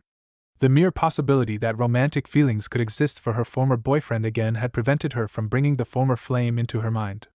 Her foxy nature prevented it. Tsunade had also experienced failure, not once but twice on her attempts at this. Her first attempt was to try and bring in the Hokage, as he was the key factor to so much of this. Getting him in would have been a great triumph. But no such luck. The legendary slug Sannin hadn't wanted to divulge details, but apparently the absolute trust required was lacking between them. There were too many hard memories of Sarutobi having favored Orochimaru, and she never liked the kind of choices the office of Hokage made. That, as well as some bad history she didn't want to get into, and she confessed that she just did not trust the old man as much as was apparently required. Then Tsunade had tried going after her old teammate Jiraiya, but again, bad memories from their shared youth prevented her. Well, that, and also the fact that he was an openly flaming pervert, something that, by default, made it impossible for pure women to like or trust him. Which, that last pretty much nuked any chance for any member of Naruto's clan to trust the Toad Sannin. The same extended to Kakashi, and not only was he a pervert, but each and every member of Naruto's extended family had learned to despise the for his lack of teaching methods, his blatant favoritism, and his complete inability to be fair to his students. There was no trust possible there, not when you knew something like that about a person. It also got suggested that Kurenai bring in Asuma, but she reported inability for most of the same reasons, not to nearly the same extent as with those others, but she still knew him to be a failure in important areas, so trusting him absolutely was next to impossible. Even Ino reported that she couldn't trust her joint teacher to that level. He sat around playing shogi with Shikamaru all day instead of training them, and then thrust them, unprepared, out into danger in the tests. No, she couldn't report that she had the trust required to bring him in. He'd exposed her to dangers she'd been totally unprepared for, apparently unconcerned for the consequences. That did not build trust. This was turning out to be more awkward than anyone had supposed. I want Lee. No. I get Lee. Guy-sensei. Lee. Guy-sensei. Seeing via a quick glance that her leader wasn't going to defend her, the red-haired sound maiden assumed a battle stance and brought her flute up, glaring at Naruto. Don't come any closer. You aren't going to break me, you censored. Oh boy, is this really censored. The next thing Taiuya knew, the boy had body switched for her flute. In a moment, he had her immobilized from a temporary paralysis technique shot at point-blank range, and followed that up with a shot of his hands to her temples, accompanied by a surge of the most amazing memories. What was that last technique he used? Orochimaru asked curiously. Censored. Taiuya was bending over, holding her temples and shaking her head over the recent input. Naruto held up an admonishing finger. Now, Taiuya-chan, remember the first rule. Sorry. The girl fell on her knees before him, hands held up, asking for an apology, actions that caused the rest of the sound ninja to gape at her. Naruto spoke nonchalantly over his shoulder to Orochimaru and lied, time dilation illusion based on the kaleidoscope Sharingan's ability to trap victims for what subjectively feels like days. While Naruto had such an illusion, what he'd really done was restore the redhead's memories of previous resets. Interesting, the snake Sannin grinned, then directed a sharp look to Taiuya, who was still on her knees begging forgiveness. And what is the first rule? Naughty girls who use filthy words do not get any treats, Taiuya recited automatically, without raising her head or changing her position of apology. Oh? Kukuku, the chuckled, amused. Smiling, Naruto bent over to tell Taiuya, well, I guess I could forgive the one slip, if it was a nice girl asking, that is. The kunoichi instantly bowed in gratitude, then sprang up and away, using an earth-style wall to create a private changing area, which she landed in, and her hat and severely unflattering shirt came flying out moments later. Nice girl? Orochimaru questioned.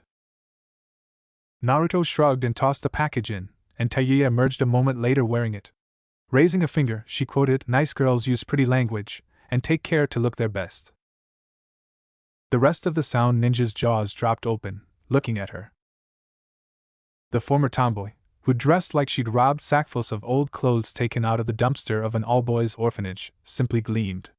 She was in brightly colored Chinese-style clothes of green and gold, complementing her hair nicely, which had itself undergone a massive change from limp, dreadful stuff like seaweed plastered to her head, to an elaborate coiffure, standing up with tinkling ornaments before handing back down in a lovely drape across her shoulder blades.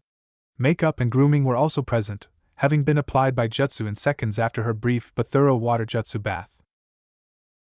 She looked amazing, and the transformation was so thorough that Kidomaru raised his hands and channeled chakra into an illusion negation technique. To their shocked disbelief, there was no change. Tayuya remained looking like a princess, instead of an orphaned street rat, as she calmly walked over and presented her hand to Naruto. Her team gaped in amazement over how thoroughly she'd been broken. "Those must be some treats," Jiruba muttered. "You have no idea," the girl returned with a brilliant courtly smile, causing eyes to bug out over the behavioral switch. Now Orochimaru grinned menacingly. "What shall we talk about?" The real Tayuya had body flickered out of her private changing area during the midst of all those washing and grooming meant to make her look nice, so the chakra trace of her disappearance was lost in the haze. She'd also created a shadow clone to leave behind. The Naruto who'd encountered the Snake Sanin's group was already a clone, so did not have to plan so elaborate an escape. The clones would then remain to engage the invaders in conversation. It was amazing what you could learn from even guarded enemies that way, and with Tayuya to expand on and expound the points raised, they were learning a lot, and quickly, about the inner operations of Orochimaru's organization. Not having used the cursed seal removal technique in front of him, the pale man was slightly less murderous, but only slightly. Their clones would usually end up dying before an hour had passed. Naruto was still working on how to trick or wheedle a jutsu or two out of the legendary missing ninja or his entourage, besides Tayuya, of course, who was already eagerly sharing her prize techniques with the clan.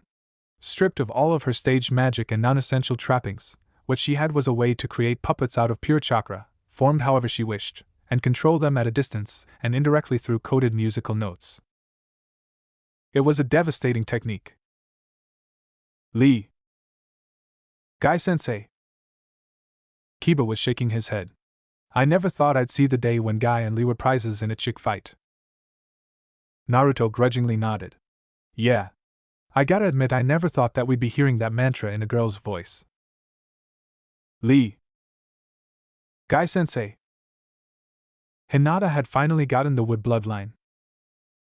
She'd only died 6 times during the experiments to find a way to activate it safely. The regular process of bloodline theft was safe, if you had sufficient skill, which they did, being experts by this point. But the extra stuff needed to take that additional step and grab it out of unliving tissue stripped all of that safety away, and it became a very perilous procedure no matter your skill. Still, as gruesome as that was, and as hard for Naruto to bear, he'd also gotten the wood bloodline, and had only had to die 4 times before they'd discovered a method that gave it to him safely. Having the wood bloodline at last was an event well worth celebrating. So they did. They'd gained one of the most prized bloodlines ever, adding it on top of their QB-bestowed one, and though it was difficult, actually deadly, to perform Orochimaru's post-mortem bloodline theft, it was possible. The process was, by now, well understood by all in Clan Kitsune. The trouble came from the details, all of the fine-tuning to get it just exactly right, made worse that all of the final work was specific to each person. Orochimaru would just blanket a large group and hope that one of them lived, so he could study that success and maybe eventually learn something that could make it safer. But the Kitsune clan didn't have that luxury. They wanted, no need, the process to always work on specific people. Namely themselves. No other subjects were required. In order to grant someone wood techniques, they had to put them through a gruesome experimental process to get it right. There were so many variables that everyone died the first few times they gave the bloodline to them. For a normal clan, that would be a complete failure of a technique, but by using the resets and learning from each failed attempt, they could fine-tune details until they eventually got a process that worked for one person. Then they had to start all over to get a process that worked for someone else. What worked on Naruto, to grant him the valuable bloodline, did not for anyone else. The same for the specifics of Hinata's process not being a proper fit for anyone else. They only had to get it to work once per person before they could repeat it precisely to grant the bloodline to them safely, every time. But each person had to go through the gruesome experimental stage for themselves. They supposed that would be different if they had any identical twins to be performing this on. But, as it stood, everyone had a unique set of genetics that had to be carefully accounted for in its own particular way. So far the record low was 4 deaths. A handful of others had matched their husband's record on that. The worst was 9, and Ayam didn't want to talk about it, but was very sweet about all she'd gone through to gain it. However, initial success always got followed by testing. Tsunade and Shizen put them through to verify that the new bloodline was stable and not going to degenerate on them later. They were rigorous by any standards. One could count on one of their deaths just being because of Tsunade trying to get the stolen bloodline to fail after a supposedly successful implant. Which, while unpleasant, no one begrudged her. Naruto's family didn't want to find any unpleasant side effects like sterility, or insanity, or degeneration anywhere down the road. No Uchiha ing for this clan. They'd all much rather get those final details ironed out here, when it didn't matter so much, than have the thing fail on them years down the line when they thought they were free and clear. In the end, Tsunade pronounced each process a success only once it was as stable as one to which they'd been born naturally. Of course, this was also a great deal of work, so for right now it was restricted to actual members of Clan Kitsune. Making a version that didn't account for the Kyuubi's bloodline decorations would be a whole set of calculations no one felt up to doing just yet, and no one without it could, at the moment. During this time, however, another cause for celebration was found, as Ayam earned her medical badge for having generalized Naruto's method of regeneration of Lee's chakra coils across a majority of birth defects, curing most of them. Tsunade pronounced the process one of the greatest advances in medicine. But it was also one of those things that would invariably be so popular they could hardly admit to owning it, to prevent wars being fought over them and their knowledge. And they couldn't share it, as the knowledge was too easily adapted into a torture technique that could permanently cripple a person. As if to counter that, Temari announced her own happy news, demonstrating that she had discovered a way to generalize Ino's painless childbirth jutsu, by inventing a version that could be applied externally, without taking over the mind of the patient. And thus earning her own medic status for having created a technique that could be taught to others, as it did not involve any major world-changing ninja secrets outside of the medical jutsu itself. This doubling of official, Tsunade-approved medics in the clan put pressure on the others to start getting their own projects done. Kin stepped out onto the grass of Wave Country, having just crossed over the Great Naruto Bridge, and found her way to 2 untended graves she'd heard described. Most people in Clan Kitsune knew each other's life stories very well by this point. Hers wasn't very interesting compared to some others, just another young kunoichi trying to make her place in a hostile world. But Naruto? Already the guy had been part of shaping the current ninja world, even if he didn't want to face it. Having personally fought, planned a successful move against, and ultimately participated in the destruction of one of Hidden Mist's legendary 7 swordsmen, was no small accomplishment. But that wasn't what Kin was there for. No, because buried beside that ninja legend was another body, that of a small boy no older than herself, or how old she appeared to be. These resets really caused some confusion over the topic of one's age, and trapped within the genetic code of that buried body was the secrets of the Ice bloodline, one of the few that could argue any equality with their newly acquired wood line. That was what Kin was there for. She'd gotten Tsunade's approval for her medical badge if she could restore the lost Ice bloodline to their clan. She noted absently that the big sword Zabuza once carried was missing. It had been left there as his headstone, she was told. But it wasn't there now. Still, due to her local guides, she knew these were the right graves. Earth-scaping Maw. She called out a technique after forming the proper hand seals, and the jutsu meant for moving aside enough dirt to create an instant pit trap cleared away the soil to reveal the 2 coffins. Kin looked behind herself and smiled. All right, open them up. Behind stood a well-sprung carriage, beyond the skill of most local artisans. She'd read about it in one of Konoha's library books, a storybook about fairy tales, to be honest, and Naruto had been kind enough to make her one. The 2 wooden horses that stood in the traces, having drawn the thing here, were her own creation. They'd all begun using and experimenting with their newest bloodline as soon as they'd gotten it, and growing instant puppets was one such operation of the technique. Wooden horses were superior to normal ones in that the puppets were both stronger and faster, and they never required any rest. So long as she'd left a shadow clone in the driver's seat to control them, Kin could, and had, traveled the journey in one night and slept through the entire trip. There was a very comfortable bed inside that carriage. Springing from the sides of that carriage, 2 wooden footmen, soldiers really, but also a specific office-like butler, the fetch and carry men of aristocratic households, came down and climbed down into the open pits to open the coffins therein. Then, after doing the preparations themselves so Kin didn't have to get her hands dirty, they sprang back to the carriage, and brought down 2 bound men, thugs left over from Gato's organization that she'd found trying to illegally charge tolls of travelers across the bridge. They were thugs and thieves, charging rent on a property they did not own, but also enemies of her husband, and therefore her family and herself, so Kin felt no remorse at all for what she was about to do to them. She formed a very long series of hand seals, before calling out, in pure resurrection technique. The 2 leftover bandits collapsed, then rose again moments later as the duo of Zabuza and Haku. "You're a girl," Kin observed in surprise. "I am," Haku admitted, nodding once in confirmation. "But you told my husband, Naruto, you were a boy," Kin objected. "On the road, especially without a clan's protection, it drew less attention," Zabuza's raised state volunteered. "So I ordered her to conceal her gender when around others, but to practice in private." "Why?" "There are uses for a mature kunoichi, infiltration and such, that require refined manners and practiced femininity. But such were of no use to us until she was of a proper age to use them. So she practiced in private, but played a boy in public to avoid attracting unwanted complications. The split improved her skills at acting, and were a further benefit on the run, confusing Hunter Ninja, and so on." Kin thought it over a second, before shrugging and declaring, "Fair enough.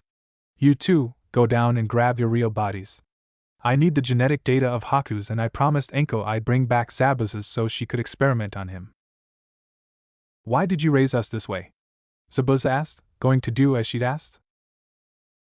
Kin noted with a quirk eyebrow that Haku deferred to her former leader when he was taking the lead, and remained quiet in the background. "2 reasons, really. One is you are, or were, one of Mist's 7 swordsmen, and while our clan knows one sword style, yours is another, and one we wouldn't mind having, especially if it is as great as tales say. The second is simple, I need Haku's genetic data to try to recreate her bloodline, and thought I could probably get an advantage doing that if I could question her as to specifics. If nothing else, she can teach us her techniques once we do get it copied, so we don't have to reinvent them on our own. We're already doing that last with the first Hokage, raising him to have him teach us his bloodline powers." "Copying a bloodline out of dead tissue is impossible," Haku informed her calmly, displaying the medical knowledge Naruto said she'd shown in life. "Not for us," Kin smugly replied, raising her arms to form a hand seal and call out, "Birth of trees!"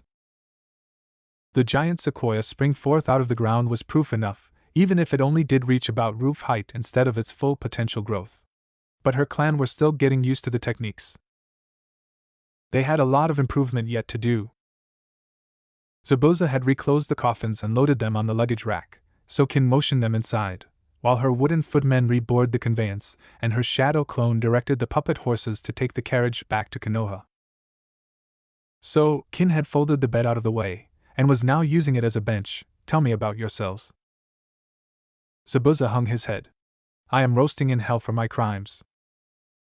Kin gave a pained grimace. "I meant, what were you like in life?"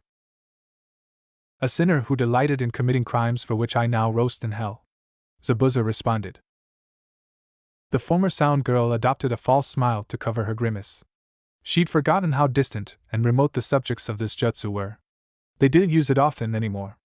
No real good reasons to, well, except for the first Hokage for reasons already named. Turning to the other girl, she asked, "And how about you?" "I was a tool," Haku stated politely yet woodenly. She was my servant, so perfectly devoted, pure, kind and loyal that with her unblemished heart she resides in heaven, while I burn in hell, Zabuza mourned. Kin winced. This looked like it was going to be a long trip. Lee. Guy-sensei. Stop. Naruto waved his hands in silence, interrupting the argument. As he got attention refocused on him, he used his rarely employed executive power to halt the ongoing arguments. Okay, this is how it's going to happen. We're going to judge by 2 criteria before any other consideration. First will be ease of access. We want our allies aware of previous memories as early into each reset as possible, and it does no good to assign someone to bring in a person they will have trouble getting to. So, by that measure, Tenten has first dibs on Lee and Guy. Yes. Tenten vigorously pumped a fist, having been one of those arguing. The second criteria will block romance, Naruto declared, shaking his head. It would be worthless to bring a guy in for 50 resets, only for a girl to fall in love with him and have her foxy protections eject his shelter from her mind, ruining all those memories and experiences he'd accumulated. So, judging by that measure, Tenten loses all rights to Lee, as he's her age and has already been infatuated with her. Ah. The weapons mistress mourned, dropping. But he's my closest friend outside the clan. That's exactly our problem, Enko agreed over folded arms. Other than already being taken, you have no barriers against falling in love with Lee. So, to prevent future complications, you shouldn't be the one bringing him in. Exactly, Naruto agreed firmly. Then, turning to Tenen, he said, so, if you want to bring in Guy, he's yours. We'll count the age difference in teacher-student relationship, coupled with his honor not to abuse that, as a barrier against romance, and therefore a safe bet. The girl considered for a moment before nodding brightly. All right. And by the same token, Temari has access to Gaara, and we'll count their being brother and sister as an excellent barrier, Naruto continued evenly. People were nodding, coming to accept that things were being resolved fairly, if not exactly how they would have liked them to be. Sorry, not possible. All eyes turned round to face the Kyuubi, who'd spoken, and who elaborated as soon as she had their attention. People can only be brought into the resets by placing them under my aegis, so to speak. And Gaara has his own demon. I may be more powerful than Shikaku, but not enough to subdue him utterly, which is what it would take to shelter his container. Sorry. Okay, Naruto sighed. So no Gaara. That's bad, as I was sort of counting on him. But okay, we can deal with that. Temari can bring in Kankuro instead. He's still a strong fighter, a reasonable mind, and a good guy. I like him, and want him in the reserves. Can do, Temari nodded agreeably, then smiled. To tell the truth, Kankuro is going to be easier for me. We may argue, but he's sane. I've always known he'd back me in the end. Gaara would be a struggle to trust sufficiently. She got several nods of fervent acknowledgement of her point. Hana already has Kiba, Naruto plowed on. So that's taken care of, and I'm glad to have him in. Kiba smiled at the acceptance of the alpha male. It meant more than anyone outside an Inuzuka could possibly believe. I could bring in Shino. Hinata volunteered. Sorry, not possible. Once again, all eyes turned to Kyuubi, who rolled over and lounged. But why not? He's trustworthy, and I like him as a friend, Hinata protested before facing her husband. Plus, as my teammate I have easy access, and I find his bugs too icky for any romance potential. As if there was any chance of that, half the clan thought aloud. Hinata was almost proverbial in her devotion to Naruto. Because Shino is an Aburame, and they are not one, they are many, Kyuubi answered with a yawn. The pathways you might use to tap a linkage into his mind are the same ones his clan have adapted to link to their bug symbiotes. So that port is already taken, so to speak. You'd have to kill off his bug swarms to get him, and he would not take kindly to that, if he survived the trauma of their loss. Oh, everyone sagged, a little depressed. He would have been a good ally to have, too. Not only for his own potential, which was great, but for the fact that it could have brought Team 8 complete into Tinher resets, dropping awkward moments significantly. Team Guy had a similar hang-up, where soon they hoped to have Guy himself, plus Lee, and they had already had Tenten since practically the start of the clan. Niji was just out of the question. No one liked or trusted him, least of all his cousin Hinata. Niji went out of his way to not be a likable person. Naruto started scratching his head. Well, I can bring in her dad, at least. Thanks for watching, Shinobi Squad. If you enjoyed this what if, hit that like button, subscribe, and ring the bell so you never miss the next twist. Drop your theories in the comments, I'm always reading. Want more Naruto heat? Check out the other videos on the channel. Stay sharp, stay awesome, and remember even shadow clones need love. Peace out, Shinobi!